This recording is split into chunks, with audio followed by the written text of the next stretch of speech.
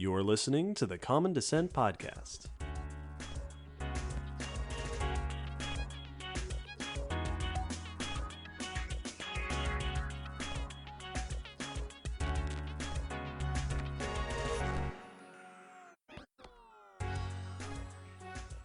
Hello, Will.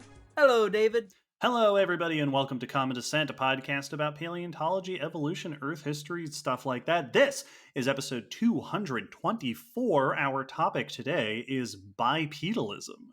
Yeah. That is the behavior of moving around on 2 feet. This is something that we see in a bunch of different animals, but not most of them. So it's a fun and unusual feature. In this episode, we'll discuss what it means to be bipedal, the various ways that different animals achieve being bipedal, how we identify bipeds in the fossil record, and we'll explore the evolution of the groups that have done it most successfully and notably. Yes. Insert obligatory "this episode was made for walking" joke. This episode was made for walking, and it was also made for these requesters who requested this particular topic. If you have a request for something you'd like to hear us talk about, you can submit it to the topic request form on our website. This topic was requested by Eric, Nat, Joe, Apricity, and Professor Paul. Thanks, everyone. Good request. Thank you all for chiming in.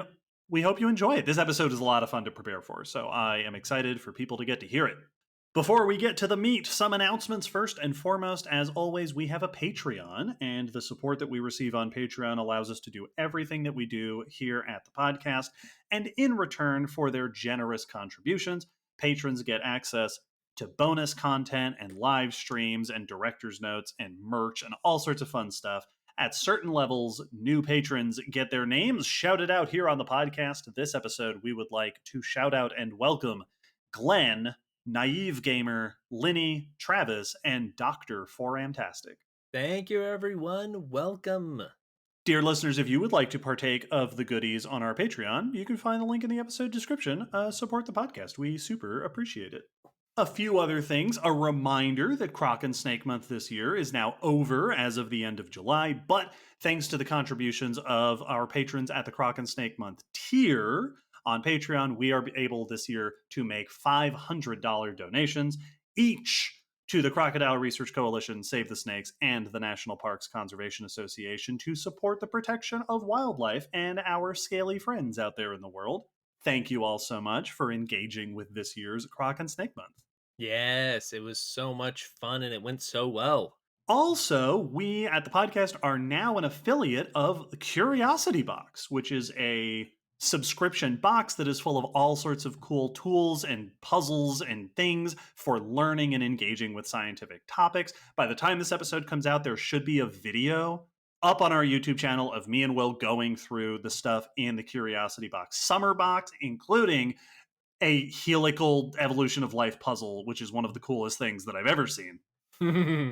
Check out that video if you haven't already, and down in the episode description, we'll have a link to our Curiosity Box affiliate link, where if you decide to subscribe to Curiosity Box, you will also help support us here at the podcast and a discount code so that you get a discount on your order. Yes. Shout out to Curiosity Box. They create very cool stuff, and we're very happy to be affiliated. Yeah, this box was a lot of fun, so give it a look-see. Speaking of cool sciencey stuff, at the end of August, we are going to be at DragonCon. Yes. DragonCon, we go there every year, takes place in Atlanta, Georgia. This year, we're going to be doing almost a dozen different things. We're going to be in the Hands-On Science Hour. We're going to be on Science versus Movies. We're going to be reprising our Is It a Dinosaur panel that we did last year with our friend Bo. And other panels that you'll be able to see us on include a panel about milk, a panel about animals eating weird stuff, a panel called Nature's Queerest Creatures, a panel about de-extinction and dire wolves and stuff. It's going to be a ton of fun. Love DragonCon. If you are in the Atlanta area or if you are at DragonCon, come say hi. Yeah, it's always so much fun and always happy to meet people who come to the panels, so please say hi. Yes, around the time this episode comes out, we will be posting on social media and on the Discord our official schedule of stuff we're going to be participating in DragonCon. So if you're going to be there, you can make sure to put us on your calendar and come see some of our cool stuff. Yes. Also, as a reminder, as of this podcast episode, we are nearing the end of season 1 of Leave It to Us, our spin-off podcast hosted by Nora and Allie, where they talk all about plant stuff. If you aren't already listening, go check it out. Season 1's going to be 12 episodes, and then a mailbag episode where patrons supporting Leave It to Us can submit questions for Nora and Allie to answer. Season 1 has been tons of fun. The engagement from listeners has been fantastic. Go check it out if you want to hear more about plants and stuff. And speaking of other podcasts and plants and stuff, Leave It to Us got a shout out on the Flora Funga podcast hosted by friend of the podcast, KK. So now we are going to shout out Flora Funga. Take that. So here are some words about Flora Funga that KK sent over to us. Who's ready to get down and nerdy with plants and fungi? Welcome to the Flora Funga podcast hosted by KK, a plant biologist with a thirst for mycology, who's on a mission to bridge the gap between plants, fungi, and humanity.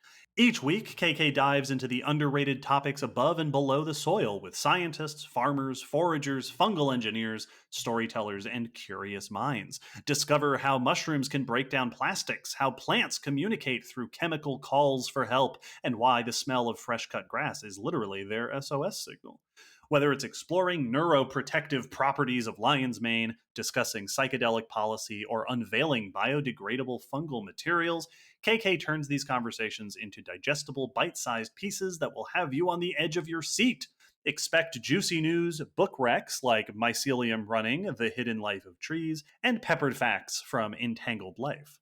So if you're into soil science, fungal innovations, sustainable solutions, or just want to know which mushrooms could literally eat our plastic, Flora Funga Podcast is your weekly deep dive every Wednesday. Shroom in, grow your curiosity, and get down and nerdy with KK on Flora Funga Podcast, available wherever you watch or listen to podcasts. Cool. So check out Flora Funga if you are into flora and funga, and also check out Leave It to Us if you want to hear Nora and Allie talk about plant stuff. You can find a link for Leave It to Us on our website. Also, follow links down in the episode description. Recent episodes of Leave It to Us have included discussions of aerial roots and plants and how they deal with fire, and also one episode where Allie and Nora made a Jurassic salad. They've been doing all sorts of cool stuff. With all of that out of the way, let's get to the news. Every episode, before we get into our main topic of discussion, we like to go over some news from recent works in paleontology, biology, and related sciences. Will, what news did you bring today? I have some topical news for our announcements. I have a news about plants, specifically how a hybridization event, an ancient one, led to potatoes having tubers. Oh. Yes. This is research by Jiang Zhang et al. In Cell, and the article is by Will Dunham in Reuters. So, potatoes, maybe you've heard of them.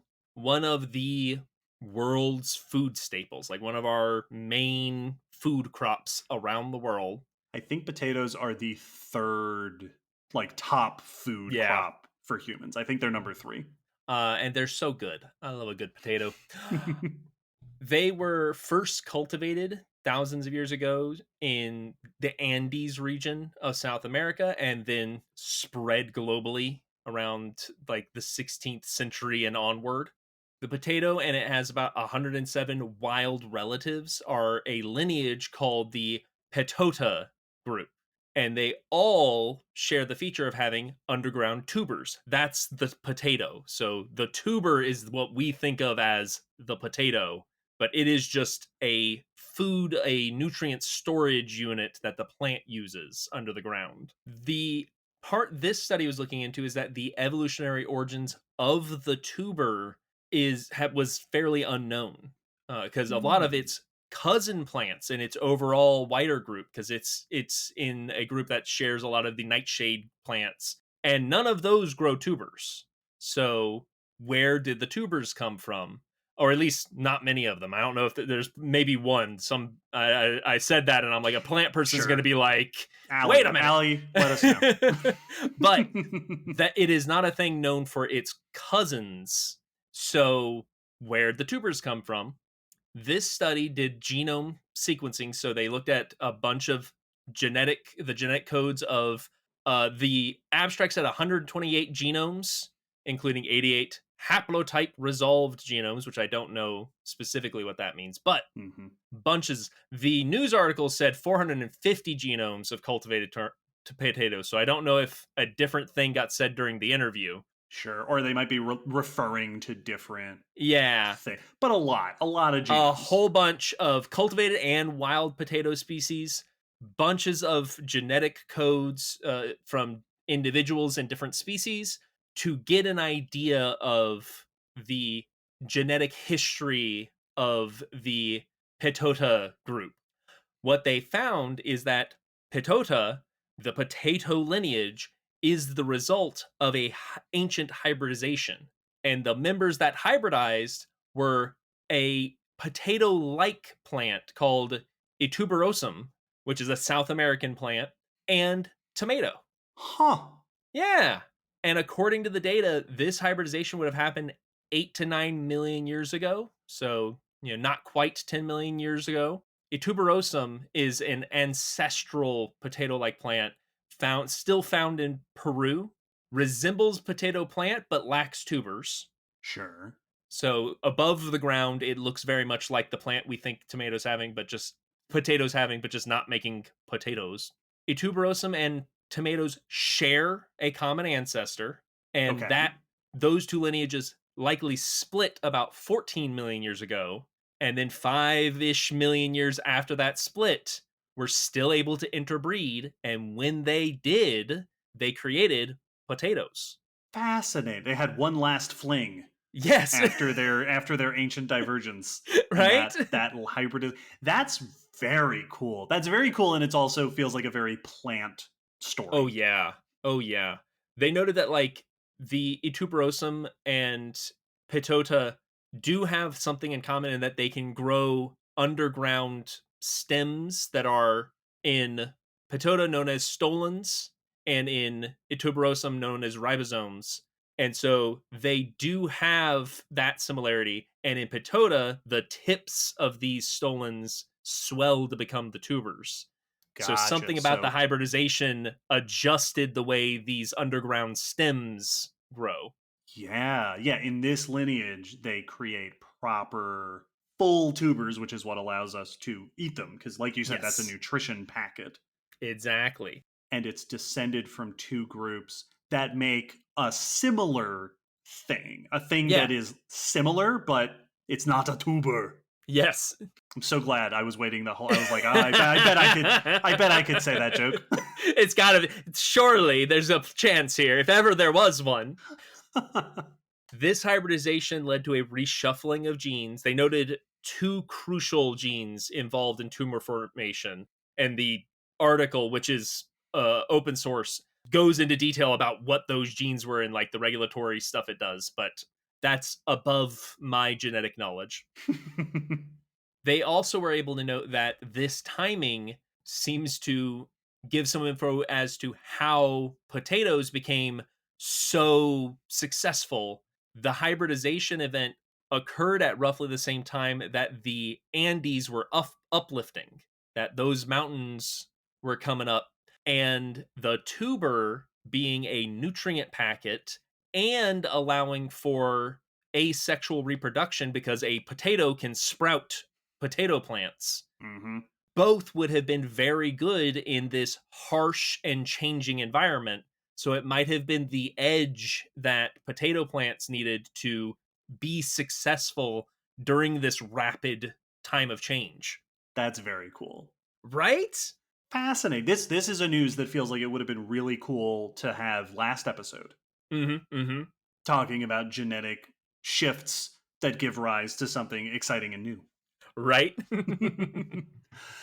Well, I've got news for this episode. This is news about how certain ancient animals used their legs. Very fitting. These are trilobites, so almost as far from being bipedal as you can get using your legs. But You don't know that. still about legs. Just a little tap dancing trilobite. Just up on a hello, my baby. This is research by Sarah Lasso et al. In BMC Biology, and we will link in the blog post to a press release on phys.org. Trilobites are the sea bugs of the Paleozoic. They are extraordinarily famous fossils. Episode 82, we talked all about trilobites. They are arthropods, so they've got an exoskeleton across the body. They've got segmented, jointed legs underneath the body. They are often compared with horseshoe crabs because they have a somewhat similar body style and they have a somewhat similar lifestyle. Trilobites are extremely well known in the fossil record, but almost never with legs because their legs were relatively soft. I think the article said that something like 0.2% of all trilobites are known with legs preserved, and like some preposterously rare event. I always forget that's a thing with them, and I did not know it was that low. Yeah, we just don't get them with legs. Weird. This makes it difficult to know what they were doing with their legs. However, that 0.2% or whatever the number is, these are trilobites, so that's still a fair sample size of trilobites. Yeah. So this study analyzed preserved legs in the trilobite Olenoides from the Burgess Shale, episode 89. They examined 28 well-preserved specimens with preserved limbs, and the limbs are preserved at various angles, like cool, showing different parts of their mobility. Yeah, we've gotten freeze frames of the different positions they can be in. Yeah, exactly. So they created 3D digital models, and then using the preserved state of the legs and then also examining the anatomy of the legs, aimed to figure out what kind of flexibility did these legs actually have? What motions were these legs capable of doing? And for their main comparison, they were comparing with horseshoe crabs, which are the common one thing to compare trilobites with. What they found overall is that the legs were flexible, but overall not as flexible or mobile as horseshoe crabs. Okay. Especially, they noted, in the distal parts of the legs, so the farthest out segments of the legs, compared less favorably to horseshoe crabs. Even with that, the limbs would be useful for a variety of locomotion styles. In fact, there are tons of trace fossils that are interpreted as trilobite trackways, walking or burrowing or resting. And this study concludes that based on what we're seeing in the legs, all of those are things that these trilobites could have left. Like, those trace fossils are consistent with the range of motion we're reconstructing for these trilobites. Cool. They noted that the legs did have enough mobility to allow walking over uneven surfaces, so they could have gotten across difficult terrain, and that they could have raised or lowered their body to account for, currents in the ocean or whatnot. So they were able to sort of jack the body up or down while walking around. They got hydraulics like a souped up car. Yes, exactly. They could just do little push-ups. They also found that the limbs were flexible enough to bend towards the underside of the body, which is useful for sweeping food towards the mouth, which is another one of those, we expect that that's what they're using their legs for. This study shows that, yes, they did in fact have the mobility to do that.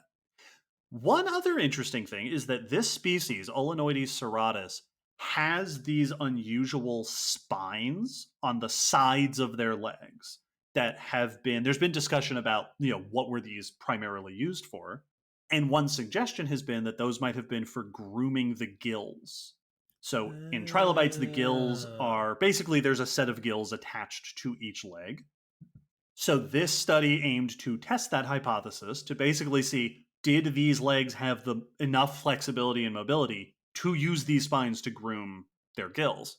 What they found was, I thought this was really interesting, each leg would be used to groom the leg before it. Cool. So a leg couldn't groom its own gills, but like the next leg in line, that leg would groom. they found that the spines could reach the gills, but only partly. They couldn't reach the full gill apparatus, Okay. which suggests that either this wasn't the primary function of these spines, or maybe because of the ways that the trilobites behaved, maybe only part of the gill required grooming. So this shows that they could have been used for grooming, but that might not have been the main thing or the only thing that they were doing with. Cool. All in all, this is really cool. Insights into how trilobites got around and used their legs. Mostly, this does confirm a lot of our suspicions and ideas about what trilobites might have been doing, but they did make the point that the way they use their legs is different from what horseshoe crabs do. They're Yeah. doing a lot of similar things that horseshoe crabs use their own legs for, but it is not a one-to-one comparison. They're not doing it in exactly the same way, which is also very important because it's very easy to fall into the pattern of just assuming that you can watch a horseshoe crab and say, that's what trilobites were doing. Exactly. That's basically a modern trilobite. Good to go. Very cool. Yeah. I love studies like this because it's such a detailed zoom in on the features of this trilobite. And you're going through the different yoga poses this trilobite can and can't do is very neat. It's also very satisfying from like if you were to make like an articulated figure of one of these trilobites, we now know how articulated it should be. Yeah. And You could that's have it doing a cool. push-up, Yes, that's like raising itself up to, in my mind, because in the paper they do specifically, they say raising and lowering the body is helpful for managing currents. yes. Like if you're dealing with currents in the ocean. And I was trying to think of like what else could they have been using that for? And it, in my mind, it looks like they're sniffing. Yes, They're like right. raising up to like sniff the air, which is almost certainly not what they would have been doing. But maybe some kind of sensory scan of the Yeah, environment. waving your antenna around in the current could be Yeah. useful. Also Cool. climbing on top of other trilobites. Neat. Well, my next news is about a much less endearing organism, which is Osedax bone worms. I'm endeared. This is research by Sarah Jameson Todd et al. In PLOS ONE, and the article is by David Neild in Science Alert. So, Osedax, the bone eating worms, are famous marine invertebrates that settle on carcasses, on skeletons, famous for whale falls, but have been known from many other vertebrate remains. Episode 128. Yes, these are bone specialists. They kind of grow into and out of the bone like we would think of like a fungus, growing on our food. They feed off the bone not by like munching on it, but by absorbing certain nutrients. Yeah, they really do feel like bone mold. Yes. And they'll pull fats and lipids and things out of the bone and just slowly use up all the good bits inside the bone. Osedax has been feeding on bone for a very long time. We have trace fossils on bones that match Osedax. The trace fossil that is known to Osedax is Auspecus and has been identified on ancient whales as well as marine reptiles. The earliest occurrence goes back to the early Cretaceous, about 100 to 113 million years old. This study is taking a closer look because they noted that while looking at modern whale bones, whale falls that have been affected by Osedax, individual species leave distinct boring traces. And so the holes and patterns they make in the bone are specific to each species, and they haven't found anything else that makes similar burrows into bone. So they used the series of boring traces to look at fossils and get a better idea of Osedax diversity in the past. They examined marine reptile fossils from the Chalk group in the UK, which is an Upper Cretaceous group, scanning the fossils to get 3D images, make models of them, of at least 130 fossils. and they found 6 fossils which showed signs of Osedax burrows, which included 5 previously undocumented burrowing morphologies. Ooh. They also re-examined some previous records of Ospecus, and altogether, this led to them naming 7 new ichnospecies of Osedax burrowing traces. That's very cool. Yeah, it is. Using nanofossil biostratigraphy, which means tiny fossils to get the date of the chalk, they brought the age to around at least 100 million years old, which is interesting because it means a very high species diversity for Yeah. this time period, which either it means that Osedax rapidly diversified, species multiplied very quickly, or that the origin for Osedax is earlier than we previously estimated, based Mm-hmm. on how many species there are at this time. From the 7 species, ichnospecies, 5 are also recognized in the Cenozoic. Okay. So they existed for a while. Yep. And 3 are found in present day whale bones. Whoa. Yeah. So these are burrowing styles, right? If not the same species, most likely. But this style of burrowing has Yep. been around for 100 million years. And it makes me wonder if, if not the same species, if it's like a lineage, Yeah, exactly. because these are deep sea organisms that might be sticking around for longer periods. So, like, yeah, has there been basically the same lineage of bone worm digesting bones since the Cretaceous? In Yeah. a couple of examples. And also, what did they do in the Paleocene? Yeah, When the marine reptiles were extinct and whales hadn't shown up yet, was it just like rough times to be a bone worm? yeah, exactly. Was there a bottleneck event or something for bone worms? This made me super happy. I love everything about this study. That's extremely cool. Bone worms. Oh, love it. Well, I can't help but notice that so far none of our news has been about vertebrates, and we have a quota to fill. Yes. So my last bit of news is not only about vertebrates, but bipeds, because Heyo. we're on topic. Specifically, bipeds very close to home. This is about Australopithecus, some of our early hominin ancestors, and research detecting signs of sexual dimorphism in Australopithecus. Okay.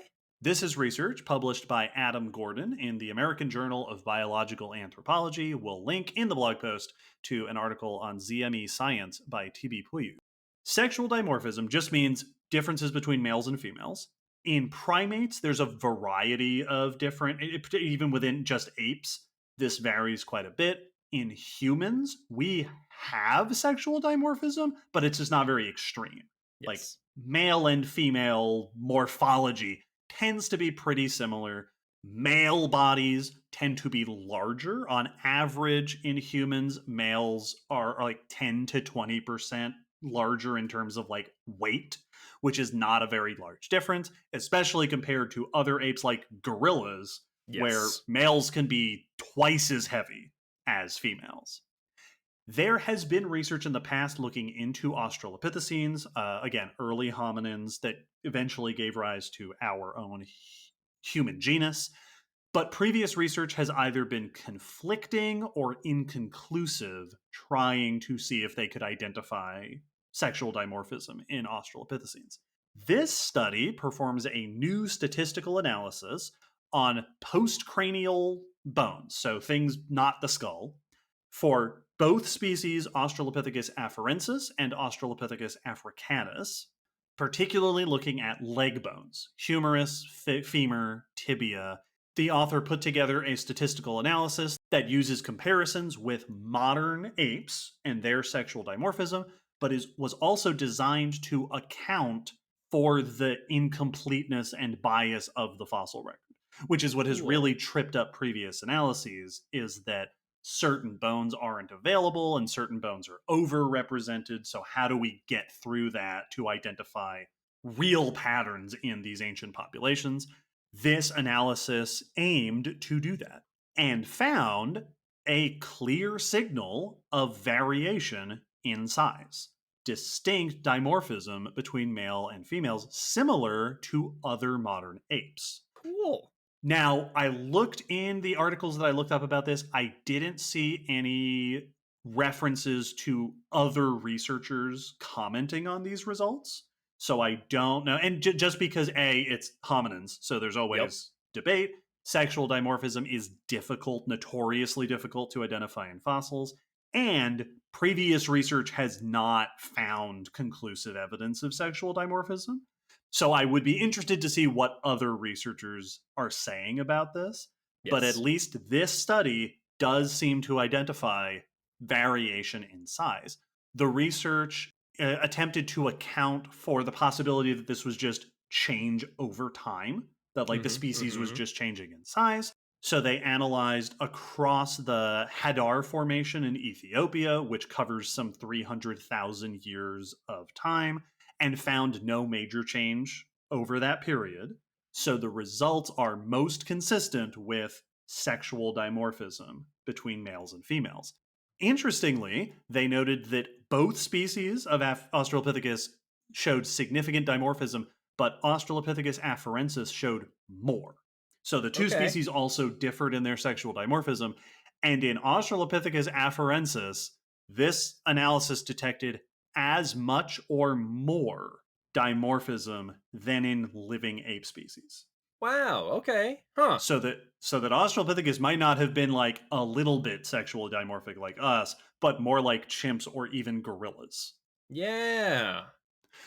This Interesting. is interesting because sexual dimorphism is often associated with distinct roles between the sexes, that males tend to be doing one thing and females another. Species with sexual dimorphism, especially with larger males, tends to be associated with competition in males, a lot of physical competition, which we do Yes. see in things like gorillas. So, Australopithecus, if this is true, might have had social systems more like chimps and gorillas, more of that hierarchical system, more competition. Also, previous research has shown that higher sexual dimorphism in modern primates can also be associated with limited resources. So, if it's harder to get what you need, smaller females are saving energy, right? A smaller Mm-hmm. body is not as energetic, and larger males are more suited to more intense competition. Yes. So it could be a resource availability thing that's driving these differences. Also, the fact that the two species are different, show different amounts of sexual dimorphism, suggests that they might have experienced different environmental conditions or different pressures and might have had different social systems. Yeah. So interesting. It's fun to get a look at one of our close relatives and see some results that are less like us. Yeah. Like I feel like it's a nice reminder because so often I feel like the representation of Australopithecus and others similarly related human ancestor groups treats them just like furry people. Right. It's just like, yeah, they're apes, but the halfway to being human. Yes. And it's like, well, no, they were a distinct animal. Yeah, they were doing their own thing, possibly living quite different social lives. Yeah. So that is very well, and also to get to see of like, yeah, different species were notably different. Mm, It wasn't just, and then they were all basically Australopithecus. Like, no, it's like chimps and bonobos. So, yes, they're very closely related, but they're right. very different. And it's fun to know, like, yeah, there was a diversity of upright apes behaving and living in different ways. Yes, exactly, which is very, very cool. And it also makes you wonder, like, what did that? Because these were bipedal apes. Yes. Australopithecines were walking on 2 feet. That is not in question. So they were living in some ways and moving in some ways much more like we do. Mm-hmm. But if these results are accurate, their social lives were quite different. Yes. So, like, were you bipedal apes with a social system like gorillas? Because Yeah. that's fascinating to think about. Yep. So yeah, I'll be interested to see if more research corroborates this, Mm-hmm. and if we could do similar analyses on like Paranthropus, other australopithecines, or other early Homo species. Yes. Like, was Homo erectus like this? So yeah, this would be interesting to see further research development into this. Yeah, cool. Well, speaking of things that walk around on their hind legs, let's leave the news behind and get into our main topic of discussion. After this short musical interlude, we'll start by describing what it means to be bipedal.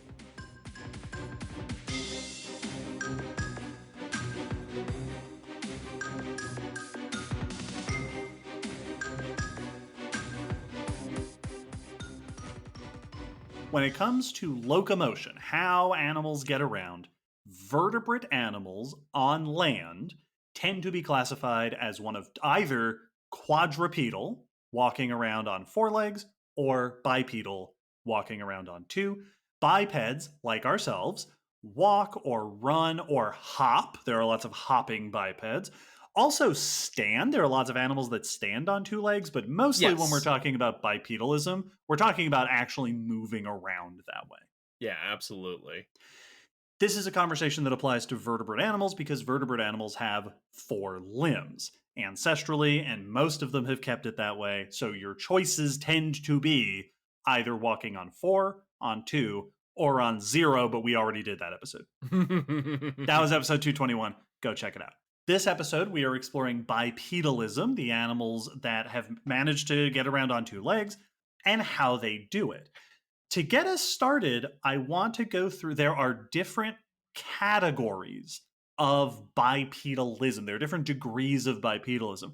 Broadly speaking, bipedal animals tend to be either full-time bipeds, most of the time bipeds, or sometimes bipeds. Yep. There's a lot of in between.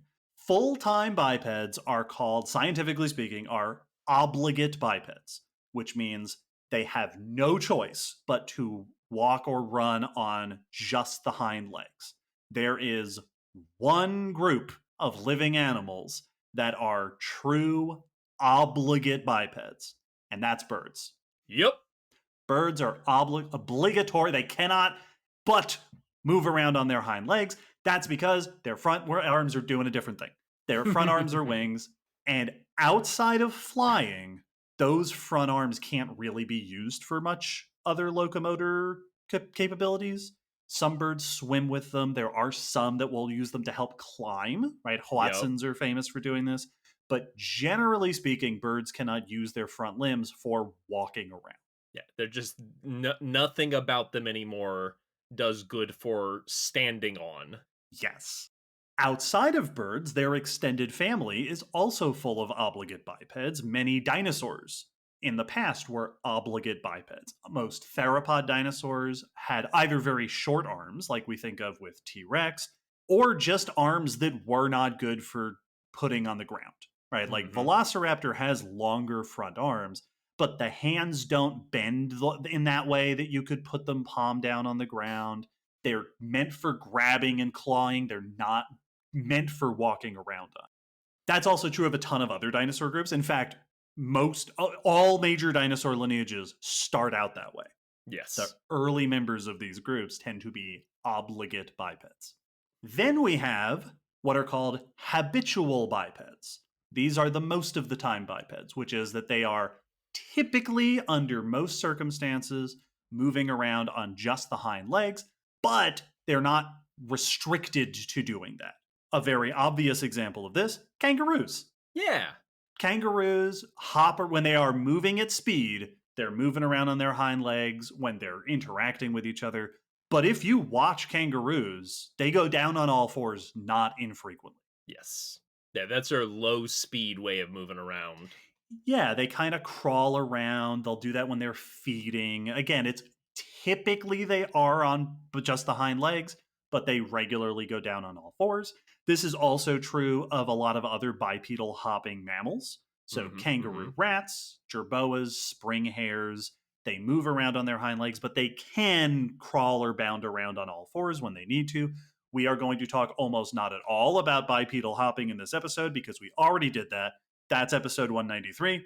And thank goodness, because otherwise this episode would be gigantic. The other and the most famous group of habitual bipeds are humans. Us. Us. We think of ourselves as being exclusively bipedal, but we're not. No. Right? We can and not infrequently do, right? Especially we can crawl around on all fours, especially when we're younger. Mm-hmm. When we are going up steep slopes, it is not at all uncommon for us to use all four. When we've lost a Lego in the carpet. When you lost a Lego in the carpet, when you're going up the stairs and you want to go fast. Yeah, like we're not excellent on all fours. Like it's awkward if I want to walk on all fours, but I absolutely can move around on all fours if need be. As opposed to like a bird, which cannot achieve that. Now, humans are, in addition to being the most famous bipeds, because we're the ones who decide what's famous, we are also very odd in our bipedality. The way that we have achieved two-legged locomotion is very unusual. We have a upright posture, right? Our back is held straight, whereas most other animals, even bipeds, have a tilt, their torso tilts forward. We also walk with straight legs. Like during our stride, our legs fully straighten out. Like the knee becomes fully unbent, which is extremely unusual.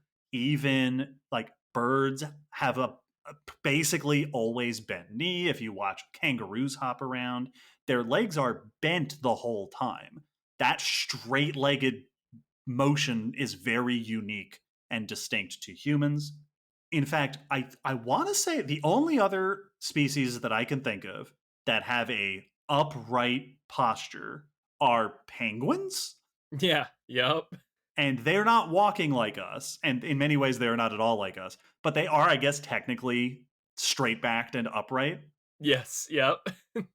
Well, and it's interesting because like most bipedal animals, like you said, their body's tilted forward and then they're standing on the legs. And so it's much more like balancing a beam on your center support while we're balancing our body like someone, like with a spinning plate. Like we're balancing it straight above, and it's very I'm sure if other animals could do comparative anatomy, we must seem super unwieldy. Like every time I stumble, like I trip over something, or I am shocked that I managed to stay upright. Yeah.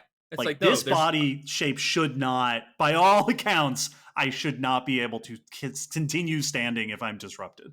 Yeah, we put every bit of us up. Yeah. So shouldn't work. It's like those videos of the who is it, Boston Dynamics with the dog robots. Yeah. And to show their stability, they'll have videos of people like giving them a shove and it stays standing. It feels like humans shouldn't be able to survive a shove. Yeah. Like that should just be the end of it. You're just on the ground now. Well, and when you compare it to the first runs of the human-shaped robots they did, they couldn't. Like the human-shaped robots just go gum bum bump. Our center of mass is in an odd place, right? Our center of mass is just right at the hips. Whereas most, even other bipedal animals, it tends to be more like in the belly region or somewhere nearby. We've done a very odd way to be bipedal. So we've got our all-the-time bipeds and we've got our most-of-the-time bipeds. And then there is an extremely expansive category of sometimes bipeds, or what I've seen in scientific literature called occasional bipeds. Yeah. Which are animals that are usually quadrupedal, but in certain circumstances will go up on the hind legs. One of the most famous, maybe the most famous and most studied examples of this are other primates. Tons of species among primates do this. The other apes, macaques, baboons are variously known to stand up. Most of the time when other apes go up on their hind legs, it's during display. It's during some sort, right? If you picture the classic like gorilla beating the chest kind of thing, right? That's up on the hind legs, making yourself look really big and imposing. Other primates will also do it while carrying things. When they're carrying food or something. And I think this is baboons that I'm specifically thinking of, who will famously walk on two legs when going through water, Yes. when they're like Yep. wading across a stream. And so yeah, it's a bunch of them that definitely move around on all fours, or like I'm thinking of like lemurs and gibbons, where it's like Hmm. when you are forced to come down to the ground, you move around on your back legs, but that's not how you get around most of the time. Yeah, same thing with like other apes, chimps, and gorillas. Even when they're on the ground, most of the time they're moving on all fours, right? They're Yep. knuckle walking. It's relatively unusual that they're going up on the hind legs. You also see this in a bunch of other animals for similar reasons. Another one of the most famous examples that comes to my mind is bears. Bears. Bears are extremely well known for going up on the hind legs, again, often as a display to make themselves Mhm. look big and scary or to access food, Yep. reach up into a tree or to tackle a garbage can or whatever it is that they're trying to get into. Or to like look around, like get Hmm. up and sniff or see what's going on. That also comes to mind with like monkeys and stuff of popping up to see what's happening. Yeah. Other animals that do the display thing, I think of red pandas, Yep. Yep. who I don't think that they move very much on the like bears don't usually, but they can. They can kind of Yes. walk around on the hind legs. Red pandas, I think, do that less, but they do that like I'm a scary red panda Yes. thing with the arms up in the air, which is extremely cute. You also have other species that will go on the hind legs to carry things. Hmm. And again, the first one that comes to my mind is beavers. Beavers. You'll see these great videos online of this is like in zoos and stuff, where a beaver has like gathered up a bunch of stuff and then is just like waddling away on its hind legs, holding things in its arms. Yeah. Like either food or like muck to put on its dam. And Yeah. they just look like a little construction worker. It's so great. You'll also see like raccoons will do Hmm. that same sort of thing. There's a video that I see probably once a year of that raccoon stealing cat food. Yep. And it just scoops it up between its two paws and then hops away on its back legs. Yes. Like skips away. So there are tons of animals that will conditionally go up, usually for the same reasons, right? Getting Hmm. a look around, carrying something. Another example among mammals that I want to draw attention to, because most of these are like, this species is mostly quadrupedal, but occasionally goes up on two legs. There is one notable example of a group that is mostly quadrupedal with one potential notable exception, and that's pangolins. Oh, yeah. Most pangolins are effectively quadrupedal all of the time. Some of Hmm. them are known to like stand up on the hind legs to investigate stuff, but for the most part, they're quadrupeds. But one species, Temminck's ground pangolin, which is Smutsia temminkii, are considered primarily bipedal, Neat. and they have this dinosaur walk where they're Yeah. plodding around on the back legs with their arms. They use their hands for digging things, Hmm. Hmm. digging up for food, digging up bugs and larvae and stuff, and mostly keep them up off the ground. I'd seen videos of them walking around, so I knew they walked like that. I didn't realize that they were the only pangolin that did that primarily. Yeah, from what I've read, it seems like that's the one species that does that, That's which is very very cool. fun. And then there is another group of occasional bipeds that is the other most studied example of occasionally being bipedal, doing it for completely different reasons than all of the others we've mentioned so far, and that's lizards. Yeah. Now, some lizards, notably monitor lizards, will do it in a very mammalian way where they'll Yep. stand up as a display thing or when they're fighting each other. Yeah. Kind of a lot like bears, where you'll see two monitor lizards will get up on their hind legs and then wrestle each other. And it's very cool. It's very cool and like it's very physical. It's Hmm. very intense. Well, it's like it feels like this isn't the way I should talk about an animal as an educator, but it's everything you want it to be when you hear of wrestling monitor lizards. When I say the phrase wrestling monitor lizards, it's exactly what you want that image to be. Yes, it is very much Godzilla versus King Kong. Yeah. Just They I'm go at each other just like sumo wrestlers. yes. It's awesome. Outside of monitors, the most common way that lizards go up on their hind legs is for running. Mm-hmm. This is an extremely common behavior in lizards. You see it in frilled lizards. You see it in a bunch of different species of desert lizards here in North America. Very famously, there are the basilisk lizards, which go up on their hind legs and then run across water. Yep. If you are not familiar with that, Google it. We're not going to be talking about them in this episode because that's a different episode, but Google it, watch this lizard run across water. It's phenomenal. This is known in a ton of different groups of lizards.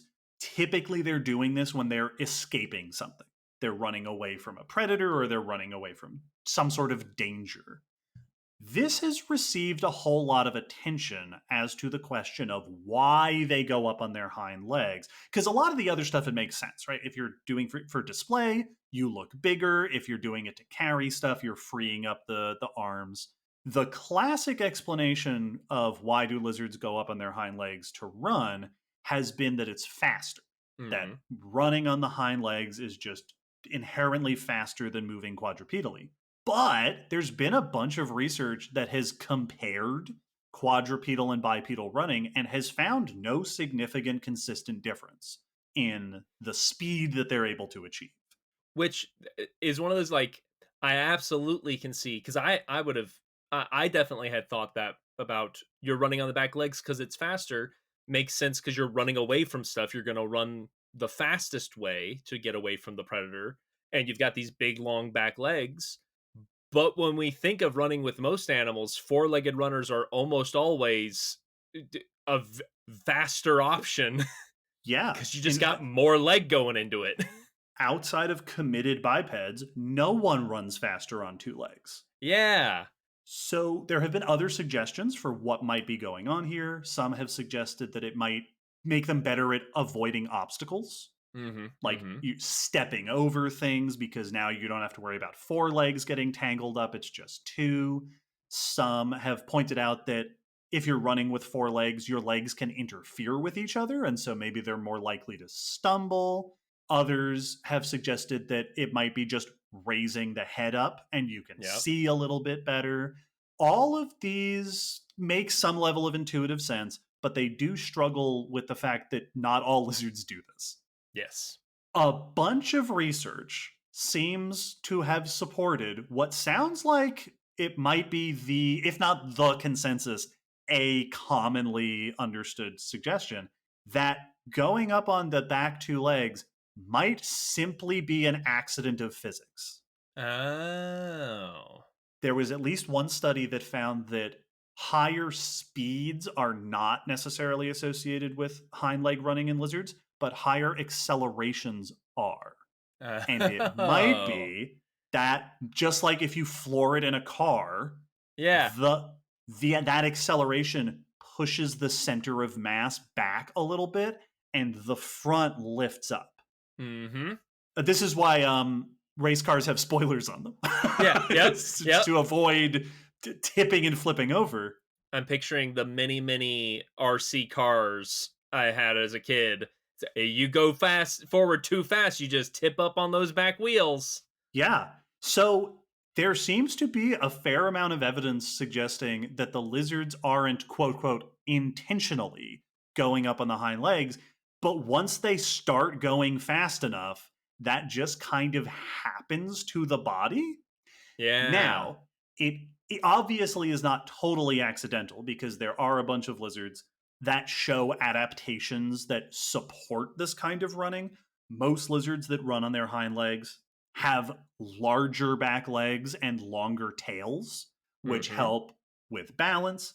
Many of them also, when they're running, will actively move their arms out of the way. Yes. So like the arms aren't just flailing in the air, they actively move them to the side to keep them out of the way. So there are certainly lizards that are adapted to do this better, but it seems quite likely that this might have been a accident of physics that some species have evolved to exploit and make the most of. Yeah, very interesting. I mean, but that totally makes sense that it's just this shape of body. It's like putting different things in a wind tunnel where it's like certain things just fall and react to turbulence in certain ways. It's going to be the same thing as if you accelerate, certain shapes of things are going to react differently. Lizard shape tends to tip up potentially. Very interesting.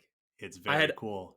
I had wondered if maybe they had found, because we talked about in a recent episode, but I'm trying to remember which one it was. Oh, it was in lungs. 218. Yes, that the in the with the throat breathing that monitor lizards do, that many lizards can't breathe and run at the same time because they're using the same muscles to flex their body as the ones they use to flex the ribs. And I was wondering if you only use the back legs, does that free up your lungs to keep breathing? Interesting. I haven't seen that come up in the literature. Yeah. I feel it feels like that Hmm. would be noticeable, because if they aren't doing the same stop and go that lots of lizards do, then that would suggest to me that you're not having to hold your breath as long. But Yeah. I don't know. All right, somebody get on it. Someone do that research, or send me the paper that's already been written about it. Yes, yes.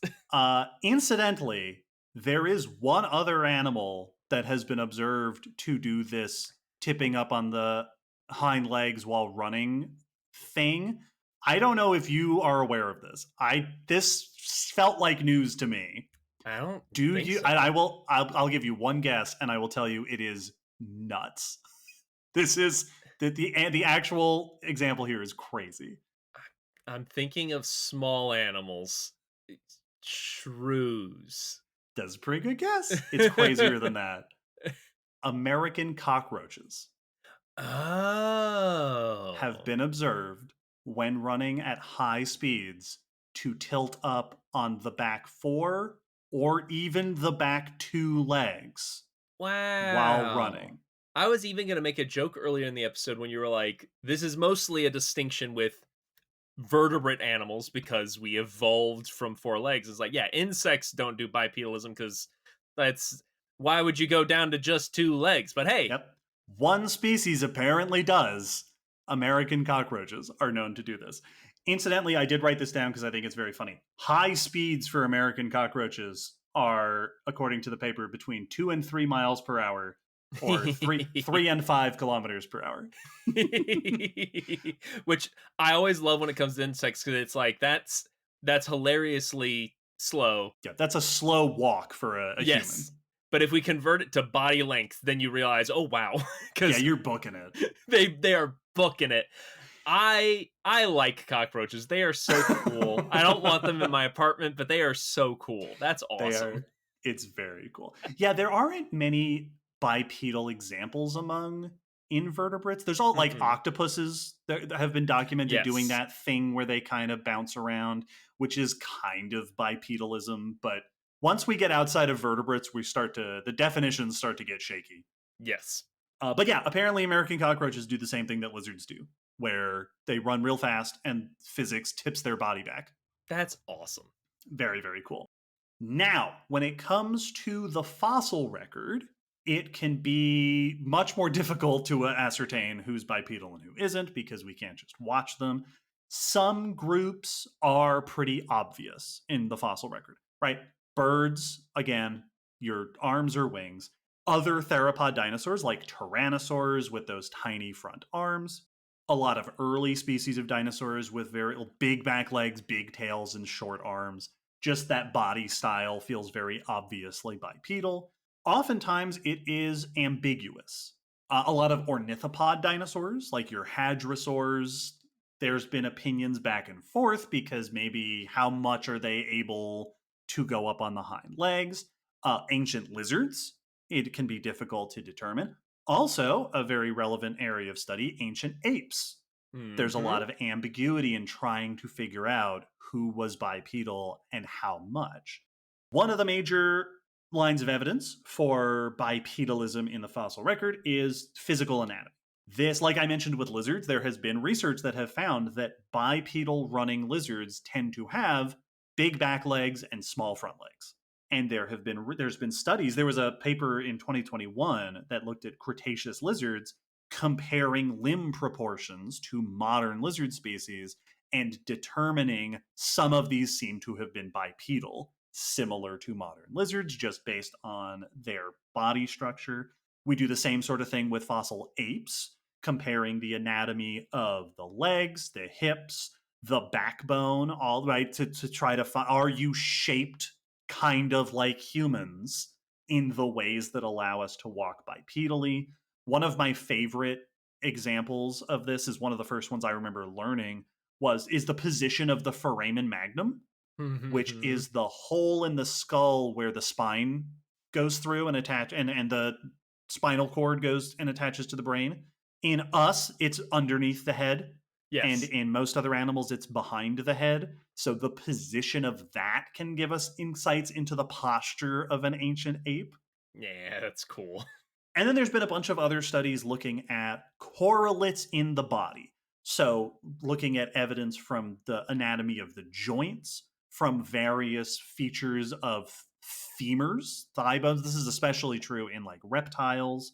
There's one paper that came out not too long ago that was finding correlations in just the cross sectional shape of a femur can tell you bipedal or quadrupedal of the animal that walked on that femur. Mm-hmm. If we Mm-hmm. have enough of a body, some researchers will do full body reconstructions to estimate where the center of mass would have been and estimate if that this came up with in one of the recent Spinosaurus papers, Mm-hmm. where Mm-hmm. one of the reconstructions estimated the center of mass being far forward on the body, which was part of why they said, well, this might have actually been a quadrupedal animal because it seems like the center of mass is too far forward for it to balance on two legs. Not everybody agreed with that, but that was part of that proposition. Yeah, yeah.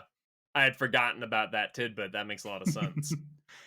And there are some animals in the past where interpretations have changed over time. Plateosaurus is a famous example of a dinosaur that has gone back and forth with different evidences. Silosaurus, which is a dinosaur cousin, has also gone back and forth. Some dinosaurs, one notable example being Moosaurus, which was a tiny little, if I remember right, Moosaurus is a tiny little dinosaur, but then it turns out that they were all juveniles, and we have since found adults who are more normal sized. But Moosaurus is an example of a dinosaur that it has been suggested might have been bipedal as juveniles and then quadrupedal as adults. Yeah. This doesn't seem to be agreed upon. There have been other studies that have shown that no, that doesn't seem to make sense. It looks like they were just bipedal the whole time. I suppose it's possible for something to transition from one to the other, although I don't know of any animals today that really do that.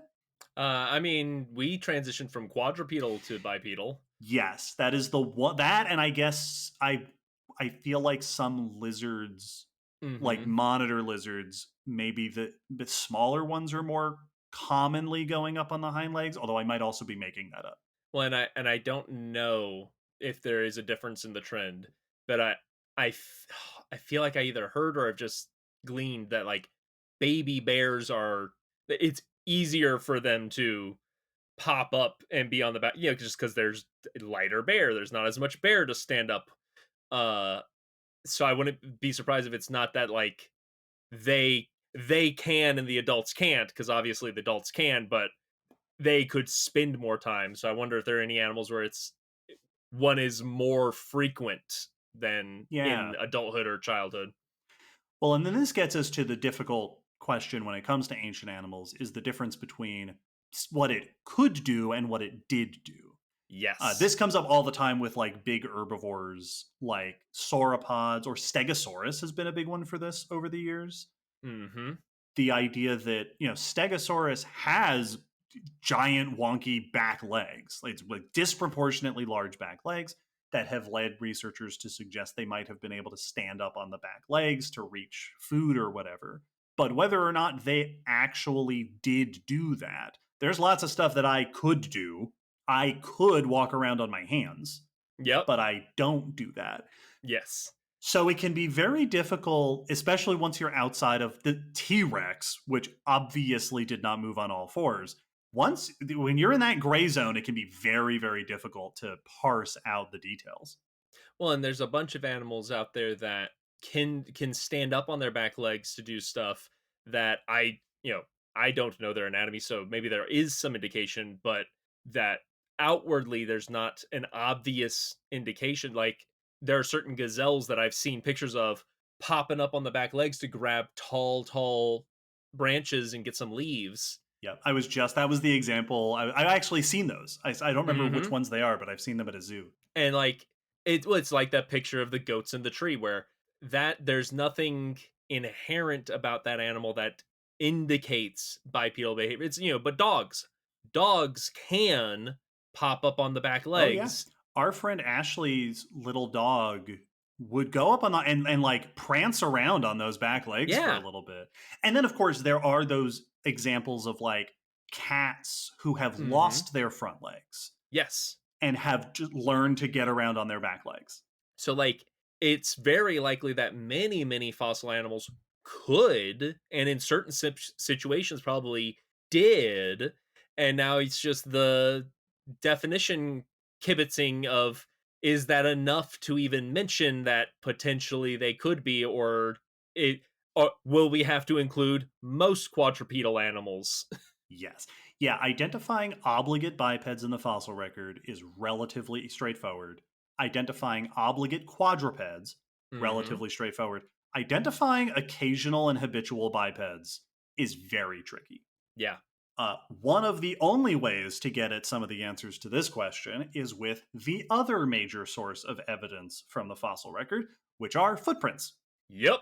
There are tons of dinosaur footprint. Like, even if we weren't sure about our interpretation of theropod dinosaurs being bipedal, we have tons of theropod dinosaur trackways that show them very clearly just using the hind legs. We also have this with a lot of ornithopod dinosaurs, these dinosaurs walking around on the hind legs, as opposed to sauropod tracks and ceratopsian tracks that are four-legged trackways. One of the most famous arguably the most famous trackways in the world are the trackways at Laetoli, which were Hmm. the Hmm. first examples of hominin footprints. That this is Yeah. australopithecine, our own ancestors, showing bipedal walking across the ashy plains of the time. As we mentioned in episode 193, there are also a number of places that have trackways of bipedal hopping, where they're so cool because walking is alternating, but these Yes. tracks of bipedal hopping is just a string of paired footprints. Yeah. Just like little Just stamps. boing, boing, boing, boing, boing. Very fun. There are also some bipedal lizard tracks. Oh, I didn't know that. At least a couple of examples in South Korea. This is I think it's the Jinju Formation, which, if I remember correctly, is also where a lot of those hopping tracks are from. Very famous trackway locality, over 100 million years old.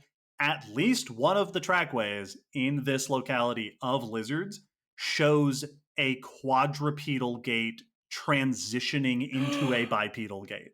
I was wondering. Oh, that's so cool. Yeah, and I feel like maybe I've heard of that with other animals as well, although I can't think of the example. But yes, it is a trackway that starts out on all fours and ends up on two legs as it shifted from one to the other. Poor little startled buddy. Yeah, something scared him. That's awesome. And another really fun example, this was actually a study from earlier this year that I don't think we talked about in the news because I don't know if it had a popular article. This is a trackway from Pleistocene, so somewhere in the last couple million years, of South Africa, a trackway with 8 tracks that is a bipedal trackway that researchers suspect is most likely a pangolin trackway, Awesome. which is very cool. With their little hands.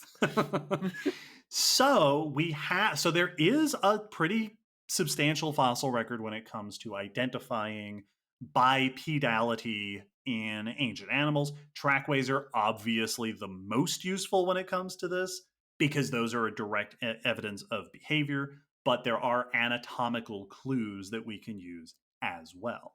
The trackways is a fun example because often when we talk about like evidence from trackways, it is like, here's this pattern we see in the trackways. This could be this kind of behavior. We can't be sure that this was, hunting behavior or mating, but it could be something like that. This is one example where it's like, no, I mean, that was bipedality. There's no front legs. Yes. Like there's one set of footprints. Yes, so like it is one of the rare examples of a trace fossil where it's like, no, first, like even when we have feeding traces, like, well, was this a hunting or was this scavenging? Like no, this for sure is the thing we're talking about. Yes. That's pretty neat.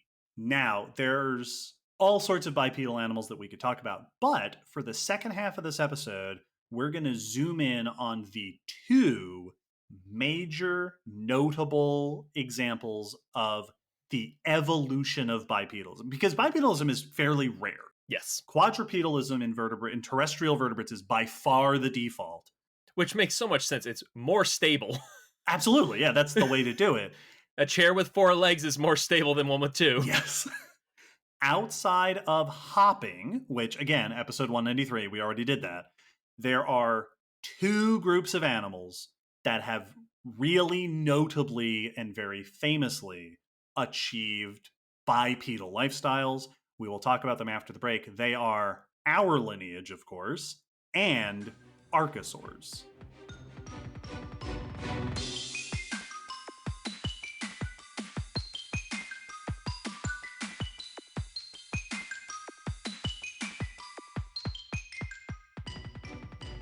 So as much as we like to think of ourselves as the champion bipedal animals, the group of animals that have undisputedly won at bipedalism are archosaurs.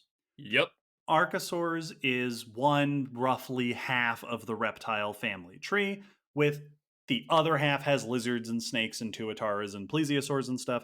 Archosaurs is where you've got your crocodiliforms, your dinosaurs, your pterosaurs. This group is really, really good at being bipedal. In fact, most of the bipedal species in the world today are archosaurs, birds, who are our only major group of surviving obligate bipeds. In the past, dinosaurs were very commonly bipeds. All or most theropod dinosaurs, the meat eaters, were bipedal. Pachycephalosaurs are bipedal. Heterodontosaurs are bipedal. A lot of the ornithopods, like your duck-billed dinosaurs and stuff.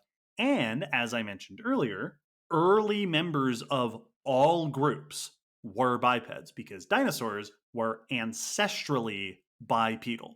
The first dinosaurs were bipedal, so early sauropod relatives, early ceratopsians, early armored dinosaurs were all bipeds and then transitioned to being quadrupeds later on in their evolution. This reversion to quadrupedality pretty much exclusively happened in large herbivores. These are dinosaurs that had large bodies, extensive digestive tracts, because if you're committed to eating plants, animals often end up with expanded digestive systems. These are also animals that tended to develop armor or big horns and frills, or in the case of sauropods, really big long necks, which not only are defensive in many cases, and so you might not have to worry about stumbling over your 4 feet, but also are heavy. Yep. Triceratops has a big old giant heavy head that really only works if you're gonna be. I remember when I was a kid, I had spent a year drawing dragons, and one of the dragons I drew was a bipedal dragon that had effectively just a Triceratops head. And that probably wouldn't work very well because that's a lot of weight to put up on the front of the body. Yeah, you would need to scale that down because that's a lot. Outside of dinosaurs, there are also a bunch of dinosauromorphs, things like the Silosaurids, things that are related to dinosaurs but not quite within dinosaurs, many of which also appear to have been bipeds. But even outside of the dinosaur lineage, a bunch of croc cousins were bipedal. The Pseudosuchians that are the ancestors of crocodilians. Back in the Triassic, you had things like the Poposaurids, which were medium-sized predators, which were bipeds, and even some large predators like Postosuchus and Smock, which were kind of just doing the theropod dinosaur thing. Yeah. Stomping around on 2 feet, being a bipedal apex predator. Yeah, it is a almost arguably an archosaur feature. Like, Yeah, this showed up very early on in archosaurs. In fact, the oldest trackways that are bipedal trackways that have been identified as dinosauromorph trackways are about 246 million years old. So yeah. way at the beginning of the Triassic, this group hit on this very early on.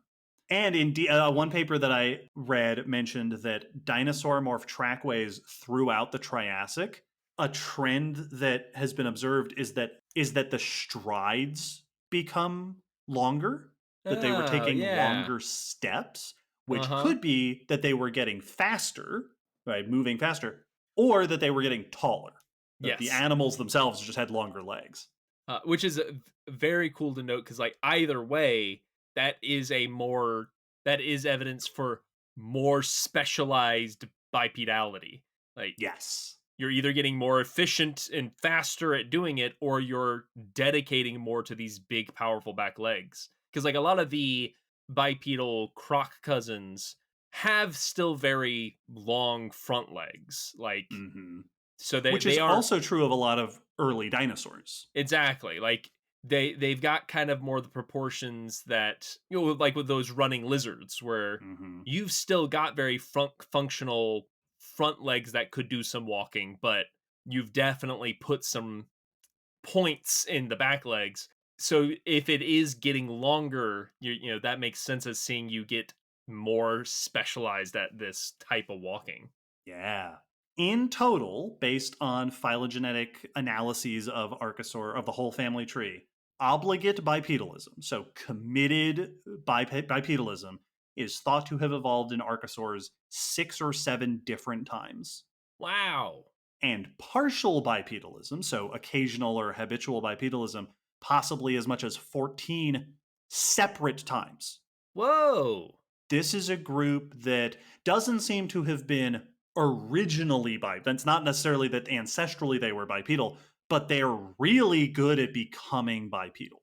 That's surprising me because I would have suspected, like, I didn't know if there was like evidence for them being ancestral, but I'd always just kind of held my own personal thought of like, yeah, probably someday we'll find Hmm. the earliest members of Archosauria and they will be some little bipeds because that it just seems like what this group is doing. That's crazy intense. Yeah. As far as I've read, it doesn't seem like we have much in the way of transitional evidence in the fossil record. Mm-hmm. Mm-hmm. There don't seem to be many examples of like here's the sequence of quadrupedal to maybe partially bipedal to fully bipedal. We just have a bunch of different lineages that had achieved bipedalism from different ancestors. Very cool. Now, this common recurrence of bipedality in archosaurs raises the question of number one, what was beneficial about this? Like, Mm-hmm. what is it that was good about being bipedal? And most interpretations suggest that it was related to running. That Yeah. similar to what we see in lizards today, moving at high speeds, either accidentally or otherwise, is related to this bipedality.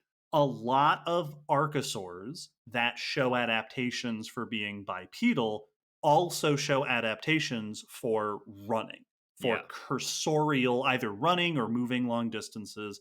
They tend to have longer legs. They tend to be digitigrade, so the Mhm, mhm. heel is raised up off the ground. These are similar adaptations. We see these in a lot of modern bipedal animals, but you also get them in like horses and other hoofed animals and dogs and cats and things like that. Bipedal archosaurs seem to have regularly been fast moving animals. And so something about that bipedality seems to have been linked to the way that they were getting around, likely either for fleeing from dangers or chasing after prey, Yep. because these are also almost exclusively predatory animals. Yes. Of course, there's also the other point that moving around on the hind legs frees up the front legs for doing all sorts of stuff. We see these in a lot of modern animals, like we were discussing. This could be for display, it could be for combat with each other, it could be for grabbing food, things like digging, all sorts of things that are open to you if you free up those front legs. Although it is important to note that a lot of bipedal archosaurs don't have particularly long arms or grasping hands.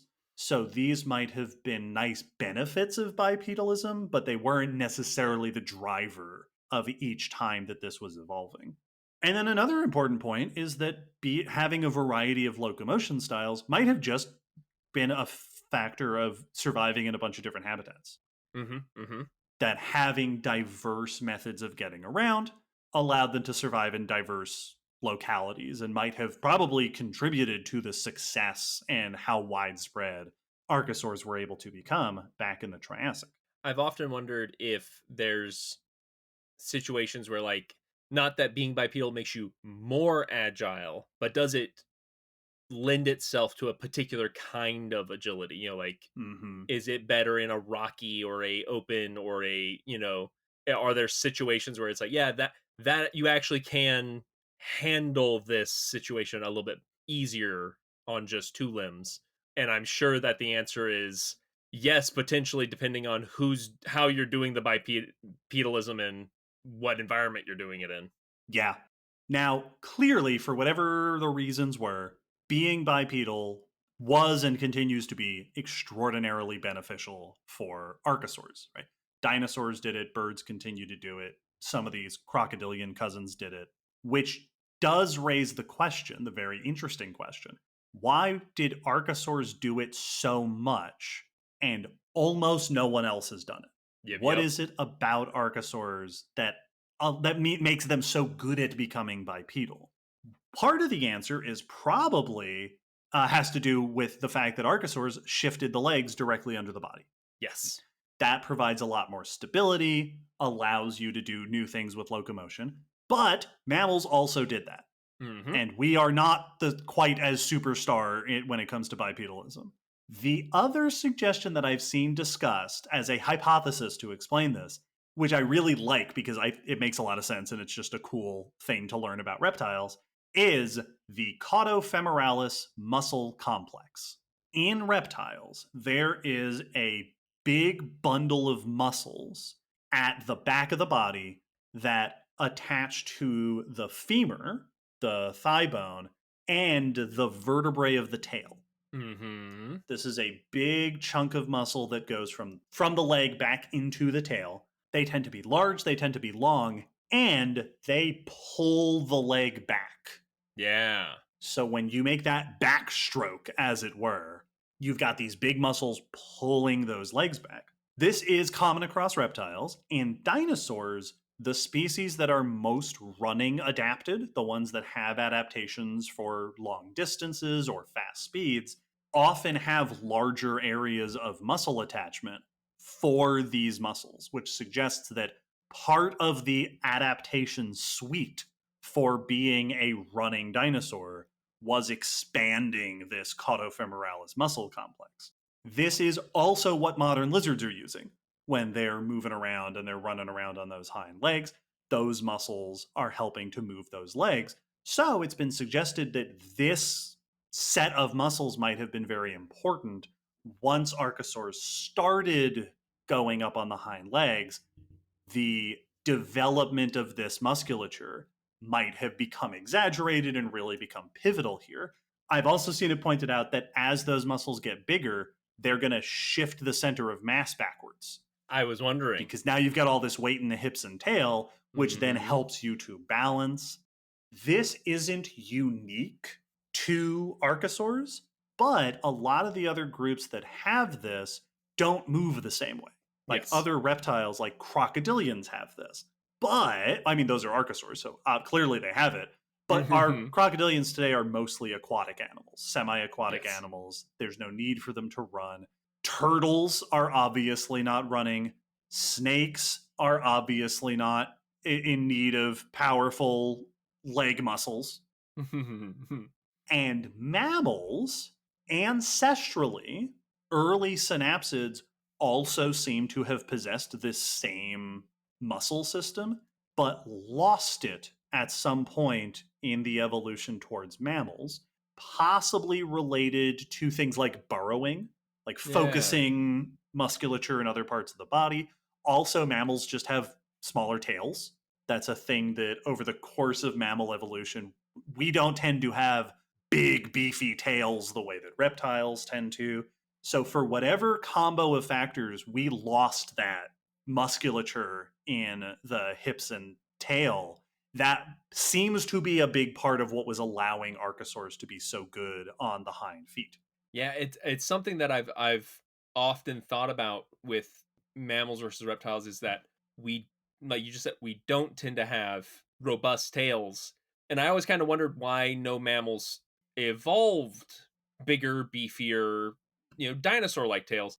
But if we lost that musculature, there might not be a benefit to having. Like even if we did get a big long T-Rex tail, it just wouldn't be the same mechanical advantage because we don't have these muscle attachments that would utilize that big tail the same way. Yeah. That is a surprisingly potentially critical simple change. Yeah. Yeah, it's one of those fun examples. And again, we don't, this is a hypothesis, so there was Yes. probably other factors involved, but it's one of those really fun examples of one point of divergence in the Mhm. evolution of these two groups led to this major shift in what was then possible later on down the line. Yeah. And one could argue that on the flip side of things, mammals are really good at digging Mhm. in ways that reptiles tend not to be. Yeah. And is that because somewhere in their ancestry, mammals devoted more evolutionary power to those developing those front arms and the way that those arms move, and reptiles didn't? So yeah, we those little differences early on can really change what typifies the group later on. So interesting.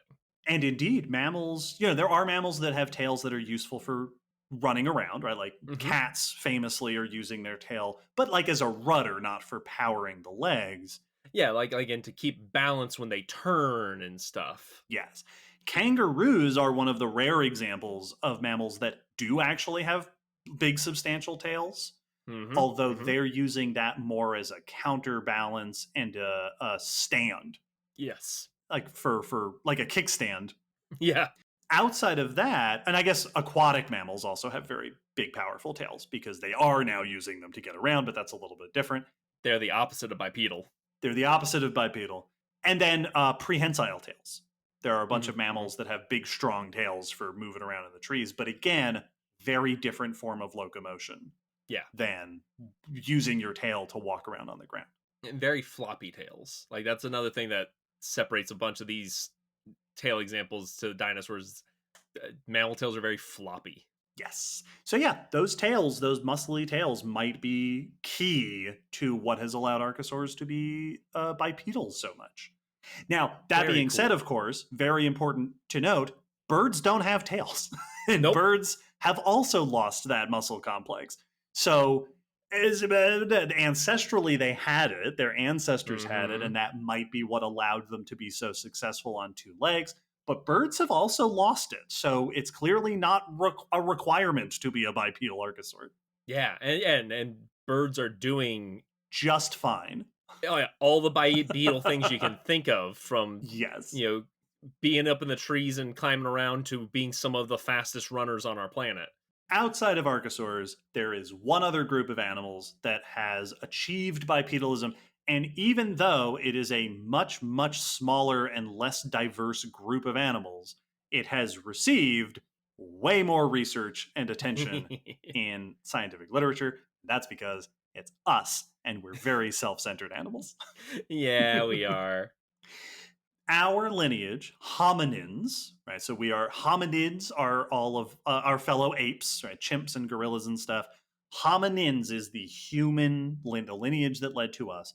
And very importantly, very crucially, and very famously, somewhere along this line, our ancestors transitioned from whatever they were doing before to the absolutely bizarre form of bipedalism that we humans exhibit. This is a transition that we actually have a pretty darn good handle on. There are lots of ape fossils known from the Miocene, and they've been analyzed, limb proportions, body shape, and all that. And there seems to have been a variety of locomotion styles in Miocene apes. You had tree-dwelling ones. You have some that seem to have been suspension movers, right? Brachiators swinging below branches. Some of them seem to have been more grounded. So there's this whole variety similar to what we see in primates today.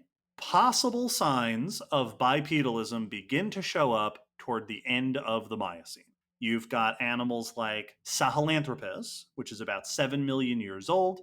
That foramen magnum that I was talking about, the hole in the skull where the spinal cord comes in, is positioned a little bit more in a way that suggests possibly an upright posture. At 6 million years, there's an ape called Auroran, whose femur anatomy has been suggested as maybe indicating bipedalism, although this has been debated. So there's early signs of the potential for it. True bipedalism in the hominin lineage shows up by about 4 million years ago. At 4.4 million, Ardipithecus, which is often referred to as simply Ardi, is generally agreed upon to have been a bipedal ape.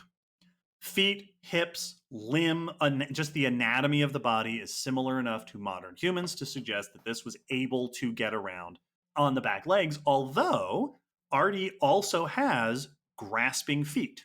But it's got that thumb toe on the foot that allows it to grasp, which suggests that they were also still climbing, and they were not nearly as bipedally adapted as modern humans are. Similarly, Australopithecus, super famous, this is the group that includes Lucy, between about 4 and 2.5 million years ago, also clearly bipedal, long legs, wide hips, the femur, the thigh bones angle inwards. Slightly, which is what ours do. That helps to keep the hips balanced on top of them. The foramen magnum in the skull faces downward. Australopithecines also don't have that same grasping ability in the back feet. And we've got footprints of Australopithecines strolling around on 2 legs. These were clearly bipedal apes. Also, climbers. Australopithecines do continue to have, like, the arms are long. The hand bones, like the bones of the finger and the hand, are long and curved the way we see in climbing primates. So even though they were bipedal animals, they were still moving around in the trees. And then our genus, Homo, starting with Homo erectus, just under 2 million years ago, looks almost just like a modern human. That was Homo erectus was moving around, walking around on 2 legs, very much like us. So we have a pretty good timeline of when these transitions happened. But again, and I can't stress this enough, we're so weird. Yes. And so there are lots of questions about how and why this transition happened. The first question that has been discussed quite a bit in the literature is, what were hominins' ancestors doing? Yeah. Like, were our ancestors doing something unusual that primed this lineage? From what starting point did bipedalism show up in our lineage? Often, researchers will look at modern apes, especially, to see if there's any indication there. It's a very common idea, especially an early common idea, that hominin ancestors moved around like chimps and gorillas. Yes. Right. Chimps and gorillas are arboreal, but they spend tons of time on the ground. They move around. They do that knuckle walking, right, with their curled hands walking around on the ground. But some researchers have pointed out that the way that hominins walk on the ground is very different from the way that chimps and gorillas do. Yes. That there's not a lot of easy comparisons there. Also, chimps and gorillas have special adaptations in the anatomy of their hands that facilitates knuckle walking. And we don't see those in things like Ardipithecus and Australopithecus. So it isn't clearly true. It's hard to say for sure that hominins started out moving on the ground like chimps and gorillas did. Other researchers have pointed to gibbons, which are the, quote, lesser apes, but still within our ape group.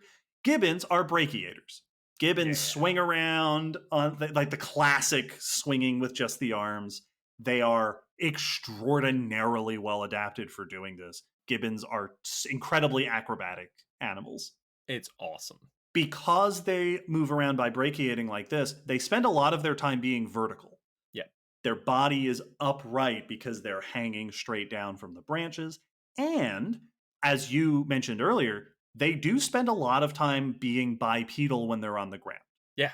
Because of this body shape that they have. Like they're somewhat awkward, but like they have to hold their big long arms out of the way up in the air, but they just kind of hop and pop around on their back legs. In fact, I think one of the papers I read said that gibbons spend more time being bipedal than any other apes today, besides humans, of course. Yeah, that makes sense to me, because I can't think of any video I've ever seen of a gibbon on the ground not moving around bipedally. So some have suggested that maybe our hominin ancestors were more like gibbons, were brachiating, but others have pointed out that gibbons tend to have pretty weak legs. Yeah.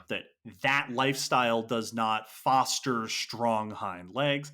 And again, brachiating, swinging through the branches with your arms, comes with special adaptations. Gibbons are extremely well adapted for that. And we don't see obvious adaptations for that in early hominins like Ardipithecus. Yeah, isn't it gibbon's wrist that is almost a ball joint? Yes, I believe that's the case, that gibbons have effectively a ball joint in their wrist. Which, for everyone, that's what our shoulder is like. That's why it can rotate and move the way it can. Their wrist has a similar kind of motion to it. That's why they are able to just flip and loop around the branches. It's insane. So as much as I would love our ancestor to be gibbon like, I fully understand why there might be hesitation around leaning into that. Well, here's another one that you'll enjoy. Some have pointed to orangutans.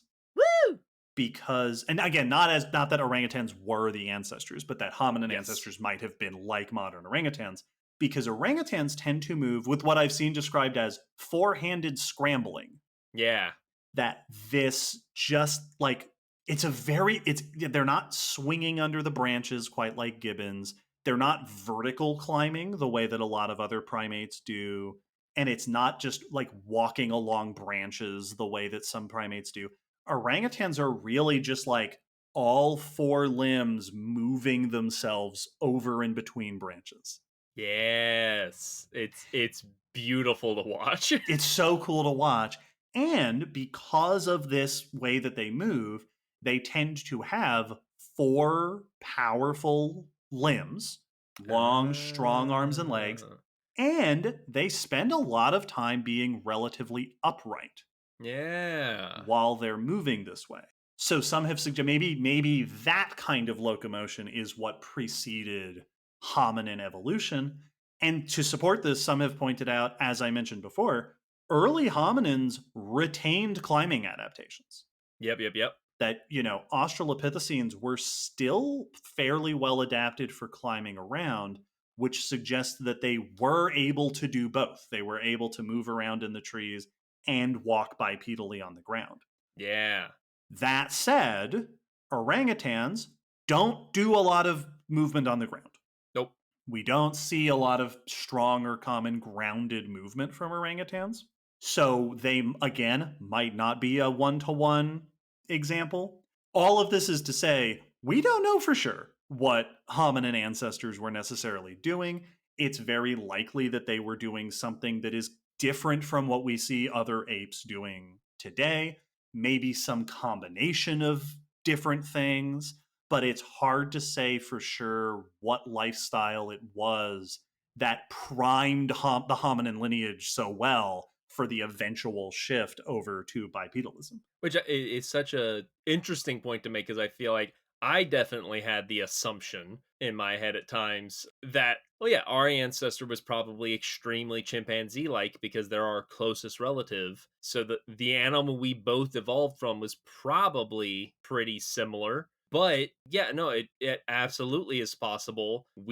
Our ancestor was a weird ape. Yeah, we're weird apes. Yeah, it's even when it was in the trees, it might have been doing something that was odd, and that's what opened up the scenario for us to stand up. The other big question, and the famous question around the evolution of bipedalism in hominins, is why did it happen? Yeah. What were the driving factors that made it beneficial for hominins to move around on their hind legs? Now, I have seen it pointed out, and this is a really good point that I wanted to make sure to emphasize here. Moving and getting around on the ground is extremely common in primates. Yes. So, when the way that one paper put it, I really liked is it's not really accurate to say that hominins came down out of the trees Yep. because primates come down out of the trees all the time. That's not an unusual thing. What's unusual is that hominins stayed out of the trees. Yes. And so the question becomes, what was the benefit? What was the driving pressure that kept hominins on the ground moving on two legs? I have a huge list here. We're going to work our way through them. There are plenty of early ideas that became really popular early on. For example, the idea of peering over the tall grass. This is one, I know I've heard this one a ton. Is you come down out of the trees, Same. you're in the tall grass of the savannah, you need to stand up and keep a lookout for predators. But it has been pointed out that modern primates don't really do that very much. Mm-mm. And when they do, they don't tend to move around like that. So they'll pop up and then they'll go back down. But also, early hominins like Ardipithecus lived in woodlands. Yeah. They were living in wooded habitats, retaining climbing adaptations.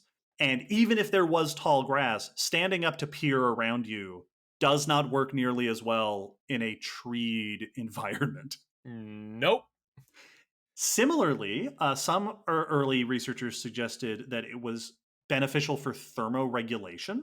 The argument like this Oh. goes that if you're standing straight up in the midday sun, you're receiving less direct sunlight because the sun is directly above you. Okay. Okay. Yeah, you can see the logic there. I do No. myself go, but what about the other 12 hours Yep. Yep. Yep. of the Yep. day? But also, wooded environments Yes. means that is almost certainly not going to be a major concern. Well, and it feels like if that were such a benefit, we'd see more animals like utilize that as a way of cooling off during midday sun. Absolutely. Like, shouldn't savanna animals all be hopping up or like sitting on their butts and Yes, sitting straight up so that they can utilize like that? It feels like someone else should have hit on that physics benefit if that's true. I agree. Another suggestion that has been made for a long time is the idea of they stood up to reach for food, Mm-hmm, mm-hmm. right? To be able to reach fruit or branches or whatever they needed to reach. Again, there are modern primates that do this from time to time. Right? Chimps will do this, some monkeys will do this. But researchers have pointed out that similar to the lookout hypothesis, they tend not to walk around like that. Yes. If they do it, they go up, they come back down, and then Yeah. that's the end of it. Well, like when we were talking with bears, where they can Yeah. stand up to do stuff and they can walk around but that's not typically what they do. They stand up, do what they're going to do, scratch their back, claw at something, and then come back down. Yeah. So these are all things that our hominin ancestors might very well have done, standing up to get a lookout or to reach for something, but probably weren't the driving pressure behind staying bipedal. Probably the most common suggestion for what was it that was so beneficial about standing up is the idea that the hands are freed. You stand up and now you have hands that you could do whatever you want with. This idea was, according to one paper I read, first proposed by Charles Darwin in The Descent of Okay. Man. It's a smart guy, that Darwin. He had a lot of good ideas.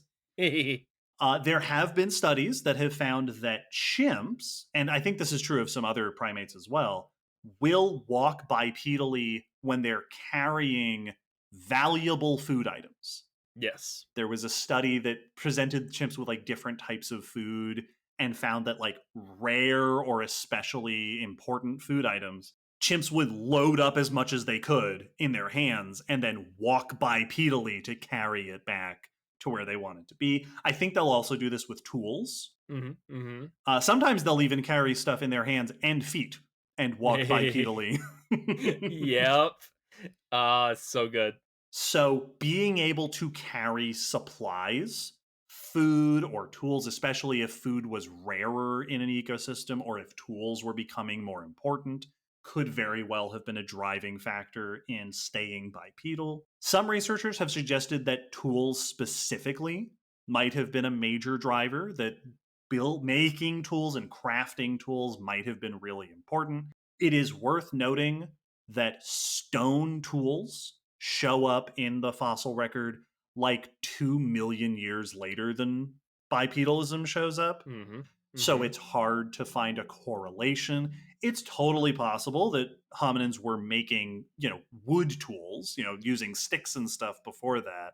But like dedicated tool crafting, like we think of with stone tools, does not seem to have been present in the early stages of bipedalism. So it's hard to say that that was a driving factor. Another thing that's been suggested along these same lines is infant carrying. Yes. The idea that standing up and freeing up the hands means you not only can you carry food and tools and stuff around, but you can carry your babies around. And that might be very important. Although many researchers, Will is nodding at me because I'm sure you know where I'm going. Many researchers have pointed out that primates almost never do this. Yep. Like modern primates almost never carry their infants in their hands because piggybacking is just so much more efficient. Yep. Like if you just we grasp. That's our whole thing, is that we're really good at holding on to things. When primates need to carry their babies around, they just put them on their back. Yep. And so I had the thought of, and I don't know if I'm not convinced by the thing I'm about to say, but I did have the thought that our babies, human babies, are famously less physically capable than like chimp or gorilla babies, which are, still helpless when born. Like they are not able to fend or feed or make their way around, but they can start grabbing on much sooner than we can. So we have to carry our infants, because if you throw a baby over your shoulder, you're just throwing a baby. Like which is frowned upon. Yeah, the baby's not going to help you at all.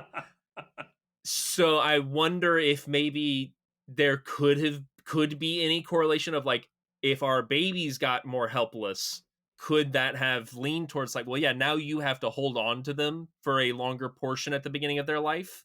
And it sure would help if you could travel with the troop while doing that.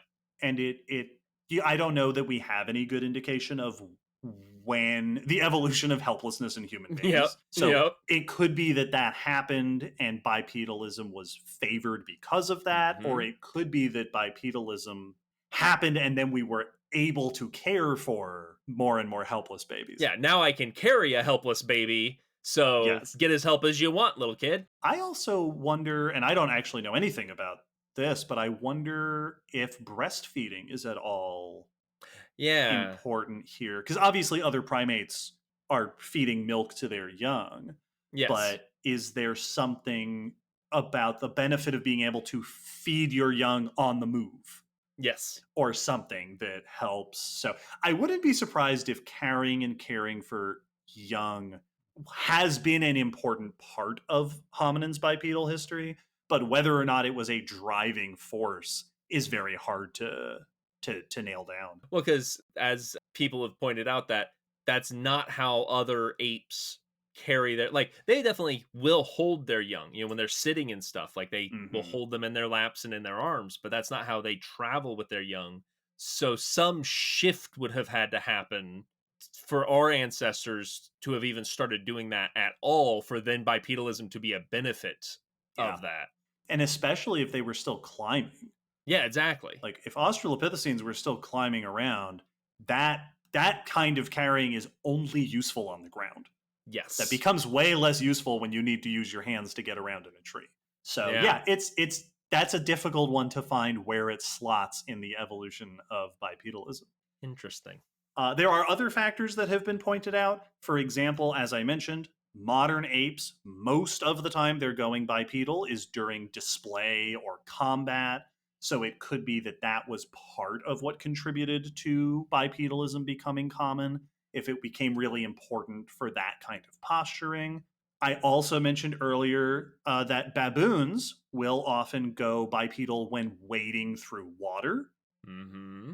Now, we have alluded in the past on the podcast to the idea that became popular a while back of the aquatic ape hypothesis, which was the idea of like, were our ancestors fully aquatic? And does that explain just everything weird about us? Which is not considered a very viable idea. But Nope. there has been a bunch of discussion about if early hominins were in coastal environments or Mhm. in freshwater environments, the water can be a really useful place for getting resources or for getting away from certain threats. So some have suggested that maybe wading into shallow water might have been an important part of hominin life early on that might have furthered the likelihood of standing up. This is one that, as far as I know, I don't think there's a ton of solid evidence to support this, but it is Yeah. an idea that has been discussed quite a bit. So there are all sorts of different ideas for what, and what makes it difficult here is that most of these seem like pretty good reasons to stand up on the hind legs. Yep. And there's a very good chance that all of these things contributed in some way or another. Odds are it wasn't just one reason that hominins transitioned to being fully bipedal. But again, we don't have a solid answer to say it was this, this, and this that were the main benefits of standing up. Which is something I always love pointing out because it is arguably one of the most famous aspects of our species. Yeah, it's one of That the defining features of our lineage is exactly like bipedal walking. it is one of the most immediately notable things that stands us out from the rest of the animal kingdom.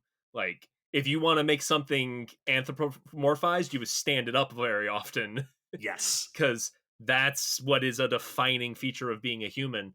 So the fact that it isn't clear why we did this really characteristic thing uh, has just always fascinated me.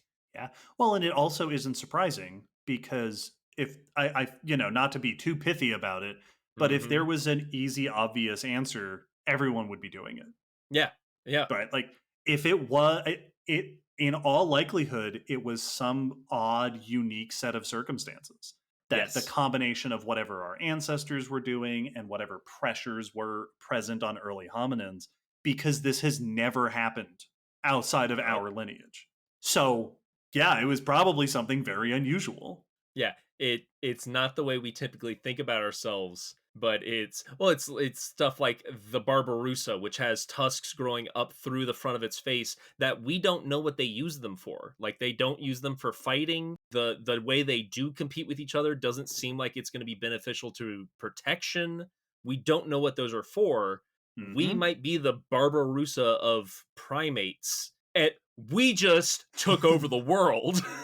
I like that because it means that my immediate response is to go, yeah, probably we stood up for sexual display.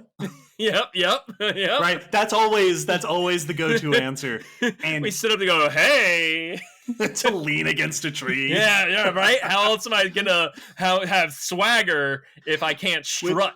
which is very funny because it didn't really come up on this list or in my research, but I would not be at all surprised if courtship and display and communication was a major part of what drove our hominins to stand up. And especially because our teeth are getting smaller and Yeah, yeah. we're not as strong as other apes. You just got to stand up and do a silly dance. Yeah, but you can't offer for people to do the monkey with you if you can't swing your arms while That's standing right. up. How are you going to do the robot or shake hands? Right? That was right. They stood up. They shook High hands. fiving High fiving. is The first why we're bipedal. the first deal was made, and it was Pinky Sword. One other thing that I do want to mention when it comes to being bipedal, because this is one of those things that is not almost certainly not a driver of the evolution of bipedalism in hominins, but a major benefit once bipedalism got established. And that is this concept of endurance running. Yeah. Humans, this is one of those odd things that we kind of miss about our own bodies. Endurance running, or persistence, you'll hear persistence hunting, this ability to move extremely long distances for extremely long periods of time. Other animals do, like dogs do. Dogs are great at this. Wolves, Yes. dogs, jackals. Hyenas are also good at this, where they will just pick a direction and go. Similarly, you get this with ungulates like horses and wildebeests, where a horse can just go all day. Yeah. They are just, there are a bunch of these animals that are just so good at moving forward. We humans are extraordinarily well adapted for long distance travel. This is unique among, we're the only primates that are like this. This is why we do marathons. Like yes, that's what a marathon is. That is an almost uniquely human thing. Most animals would be miserable at the idea of doing a marathon. What other primate would look at each other and go, "Do you just want to run for the day?" Maybe we just go. Maybe we just walk. Just walk the earth. This is something that early hominins don't seem to have necessarily been, because again, they were still climbing. They were not necessarily doing this. But by the time we get to our genus, by the time you get to Homo, we have these long legs and these adaptations for cursorial lifestyles. Very similar to, tyrannosaurs and some of these kangaroos, these other bipedal animals that favor this ability to move long distances. Our genus Homo, have long legs. We also have, I was reading one paper that was going into here's a bunch of adaptations that we see in our bodies that don't seem to be particularly useful for walking, but are very useful for running. Interesting. Including the musculature in our lower bodies and legs. We have giant butts. Yeah, we do. Humans, we have substantial butt musculature, which is handy for sitting, but also handy for moving. Right? We don't have a caudofemoralis muscle complex, but we do have these glutes. We have a badonk. We also, there is sort of that spring mechanism in our legs and feet that allows us to transfer momentum, kind of like kangaroos, where they're sort of transferring that momentum, which seem to be adaptations for running or at least moving swiftly over long distances, which in other cursorial animals we see is very useful for chasing after prey, right? Wolves do this. Wolves are great at this, where it's that caribou, and we're just going to follow it until we win. Yeah, I will be behind you when you tire out. But like a slasher in a movie. Every time you turn around, it's just still there, still coming after you. Humans do this. A lot of hunter-gatherer, even in modern communities, will engage in persistence hunting, just chasing until the prey tires out. Yeah, through tracking and through you keep on its trail so it does not have enough rest time to fully recover. You catch up to it before it can relax enough. This adaptation is also really handy for just covering distances to find food or to migrate. Right? This is what a lot of those hoofed animals are doing with it. Is, yes, I am a wildebeest or a zebra or whatever, and the reins are moving, so we're going to go and walk 100 miles to go to where the food is. So there's a lot of benefits to the ability to cross large distances and to go for a long time. Again, probably not a major driver early in hominin evolution, but certainly acquired later on. We have evolved into running long distance animals. And in human society, it's been utilized in like, we are running all the time for recreation and sports and stuff, but like there were messengers that would Yeah. run between communities Isn't that what to the marathon is? yep. It was a messenger, right? Who Yeah. went 26 miles Yeah. to deliver a message? To I think either from the city of Marathon or to like Yes, one of one those of is the true. places was Marathon. And so it's like, yeah, we've utilized it. It's also very cool to realize that we're not fully predatory. We're very omnivorous, but we are highly meat eating primates. Oh, sure. We are predators, for sure. Very often I used to think about like, oh man, what would a predatory primate really like? And I picture like a baboon that's become, dog or cat like. But really the answer is us. Yup. We're the running predatory primate. That this is what that Yes. cursorial predatory primate looks like. There was a episode, I think this was an episode of Origin Stories that was talking about go look at Origin Stories because I'm going to misremember this, but that there are people who will engage in what are effectively races against horses. Yeah, yeah, yeah. And the idea of a human racing a horse on the face of it sounds absolutely ridiculous Yeah. because it's a horse. But what will happen in these races is that obviously the horse is gone early on and it takes off.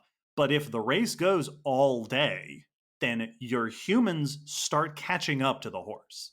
Yeah, we're the Energizer Bunny of Yeah. we just so often when we think about like evolutionary advantages of feats of physicality, it's very easy to think of the horse, where it's like, yeah, a gallop is so hard to be like few animals on the planet can beat a horse's gallop. And they're so powerful that's how we determine how strong our vehicles are. Exactly.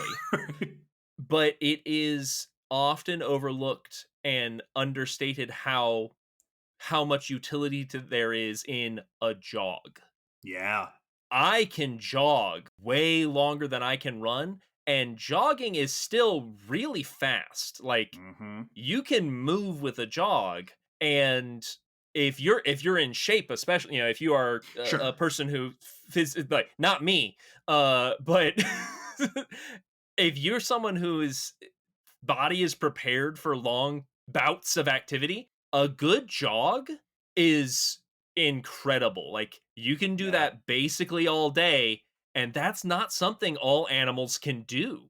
Like most fast animals are not built for that kind of fast movement. Yeah. Us and dogs. Yes. Right? Dogs are great at that, at the trot. Like, yes, Just the trot. trotting forever.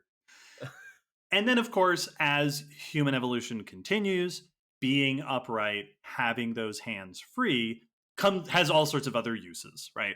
We can start making tools, we start building homes and things. It's great for communication Mhm. because we can gesture For both good and ill. for both good and ill, yes. But like I think there's really something to be said for the ability to make complex gestures over long distances without vocalizing. But that silent communication with each other Yeah.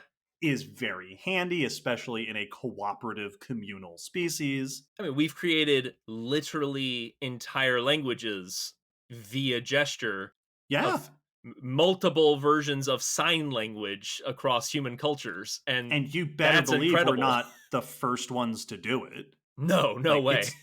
it's such an obvious thing to do. I'm Mhm. sure that even if not full languages, but just communicative gestures are something that we can take advantage of being bipedal. Also, I wouldn't be surprised. I've never heard this discussed in a scientific context. I wouldn't be surprised if we are inherently intimidating Yeah. Yep. in the way that, because so many animals stand up to be intimidating. We're Mhm. standing up all the time, Oh which yeah. makes us taller than most other animals, even bigger animals that we encounter. And We're I've not seen this discussed, but I do wonder how much of a benefit there was in hominin evolution to I'm just going to be 5 feet tall all the time. And yeah. now nothing will mess with me.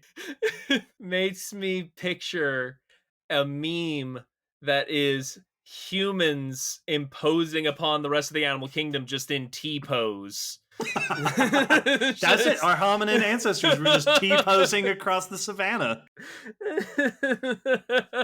Obviously, this is a huge topic. And you could do an entire podcast just on, well, and indeed, go listen to Origin Stories, which is a podcast about what makes us human and how we became human.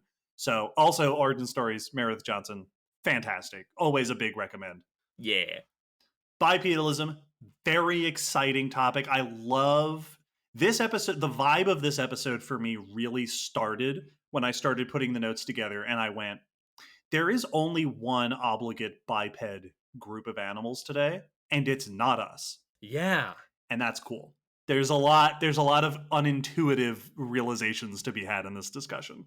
And it's so notable how bizarre bipedalism is when the two dominant bipeds on the planet are humans and birds, which are not comparable in any other way. No, and both extremely unusual animals. Yes. Yeah, us and dinosaurs. This Yes, is the legacy. Yeah.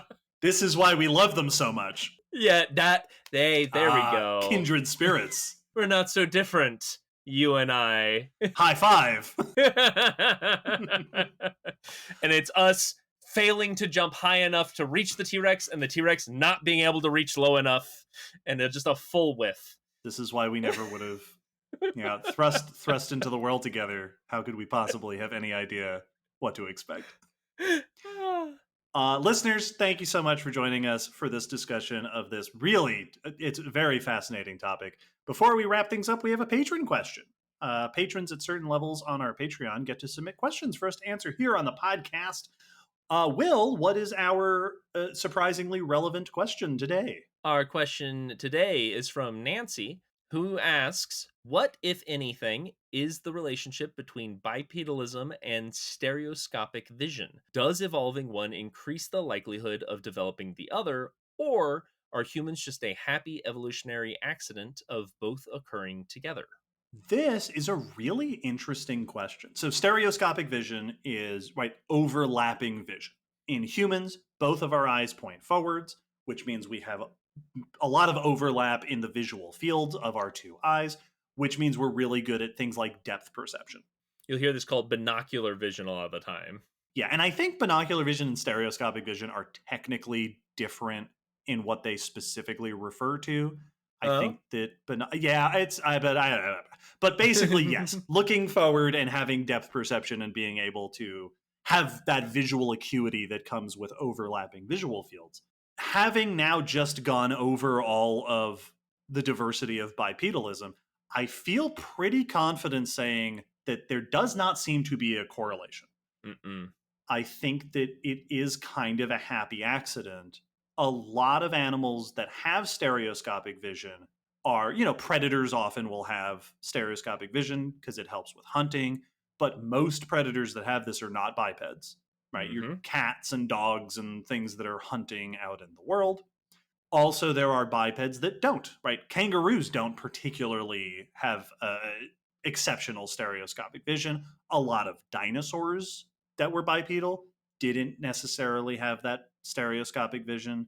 There are some examples, like among birds. Birds tend to have really good vision, and some, like owls, are especially known for this. But I think in this case, it really is that humans developed stereoscopic vision as a benefit for other reasons. Yeah. And the other reasons in our case are probably A, finding food, right? We're predators. It's helpful to find food. But also our ancestors were arboreal. And visual acuity, and especially things like depth perception, are extremely handy in moving through a three-dimensional environment like up in the trees. Yes, like I don't necessarily need to know how far away that next patch of ground is, but knowing of how far away that next branch is could be the end or continuation of my life. That's a life or death estimation. It is interesting to note that both of our modern biped, humans and birds, are two major bipedal examples, are animals that have high visual acuity. Yep. Though for different reasons. right? Birds' visual acuity is, because again, they're moving in 3 dimensions, but in a different way than we are. Yes.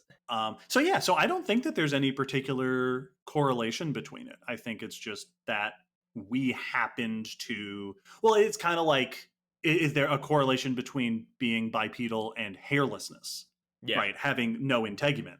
No, I think that's just a thing that's weird about us, and Yep. we kept it because birds are very feathery, and a lot of theropods were very feathery. Yeah. Well, and other hairless mammals aren't bipedal. Yes, You know. naked mole rats are not Yeah, bipedal. rhinos. So yeah, it's and I think this is something that I've been thinking about throughout this episode, and I feel like this touches on a bit. It is really common in different stories and things to attribute different human aspects and characteristics to bipedalism. That Yeah. surely the suite of human characters must connect to each other somehow. That our big brains must have something to do with us standing up, or our dexterous hands, or that surely there must be a, if not single answer, a single selection of Right. reasons. A unifying theory for what makes us human. Yeah, of why we are the way we are. That's the same way thing that happens with birds. Where Yes. anytime we ask, oh, this is a weird feature of birds, why do they have that? The automatic temptation is to assume that it's related to flight, Yes. right? Why? If you ask people why don't birds have teeth, the Yep. most common answer you will get is they say, oh, well, probably it lightens the skull for flying around, which is not at all the reason that birds don't have teeth. Nope. Bats have teeth, and Yep. most Cretaceous birds had teeth. These are 2 unusual features that happen to have coincided in these modern groups. Yeah, it's there's I feel like it's one part, the idea that that's how evolution works, is that the whole package must have a single unifying answer, which is not always the case, and that we want that to be true for ourselves, that we want there to be some answer for why we have become humans. Yes. And when the answer might just be, we just came from weird ancestors. And so when we decided to stand up and when evolution made us stand up and become humans, we were going to be weird humans. Yeah, it was going to be weird from the start. We got off on a weird foot. Had chimpanzees become bipedal, they might not have looked anything like us.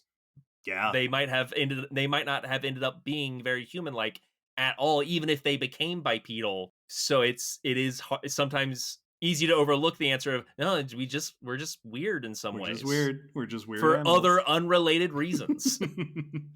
Nancy, thank you so much for asking that question. Thank you to all of our patrons for their incredible support.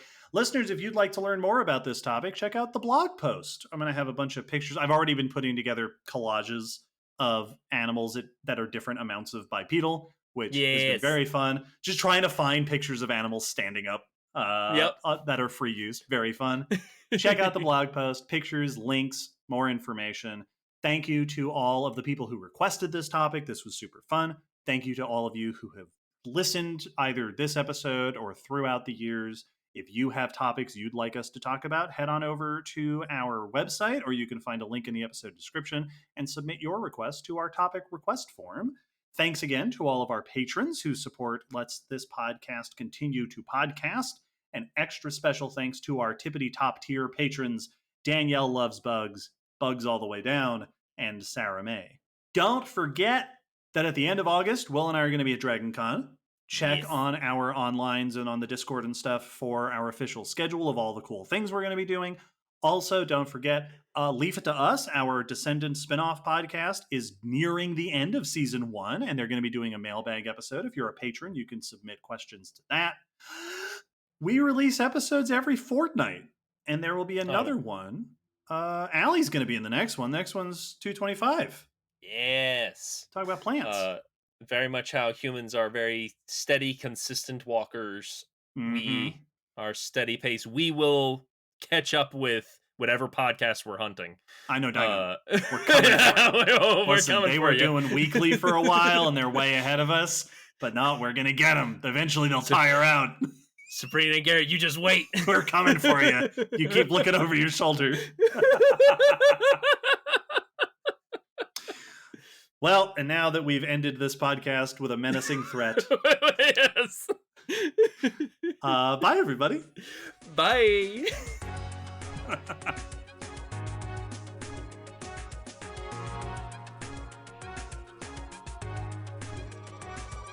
Thanks for listening to the Common Descent Podcast. You can follow us on Facebook, Twitter, YouTube, and check our WordPress blog for pictures and links after each episode. Huge thanks to our patrons whose support helps keep this podcast running and who get access to bonus goodies on Patreon. The song you're hearing is called On the Origin of Species by Protodome, which we found at ocremix.org. Thanks again for listening. We hope you'll join us next time.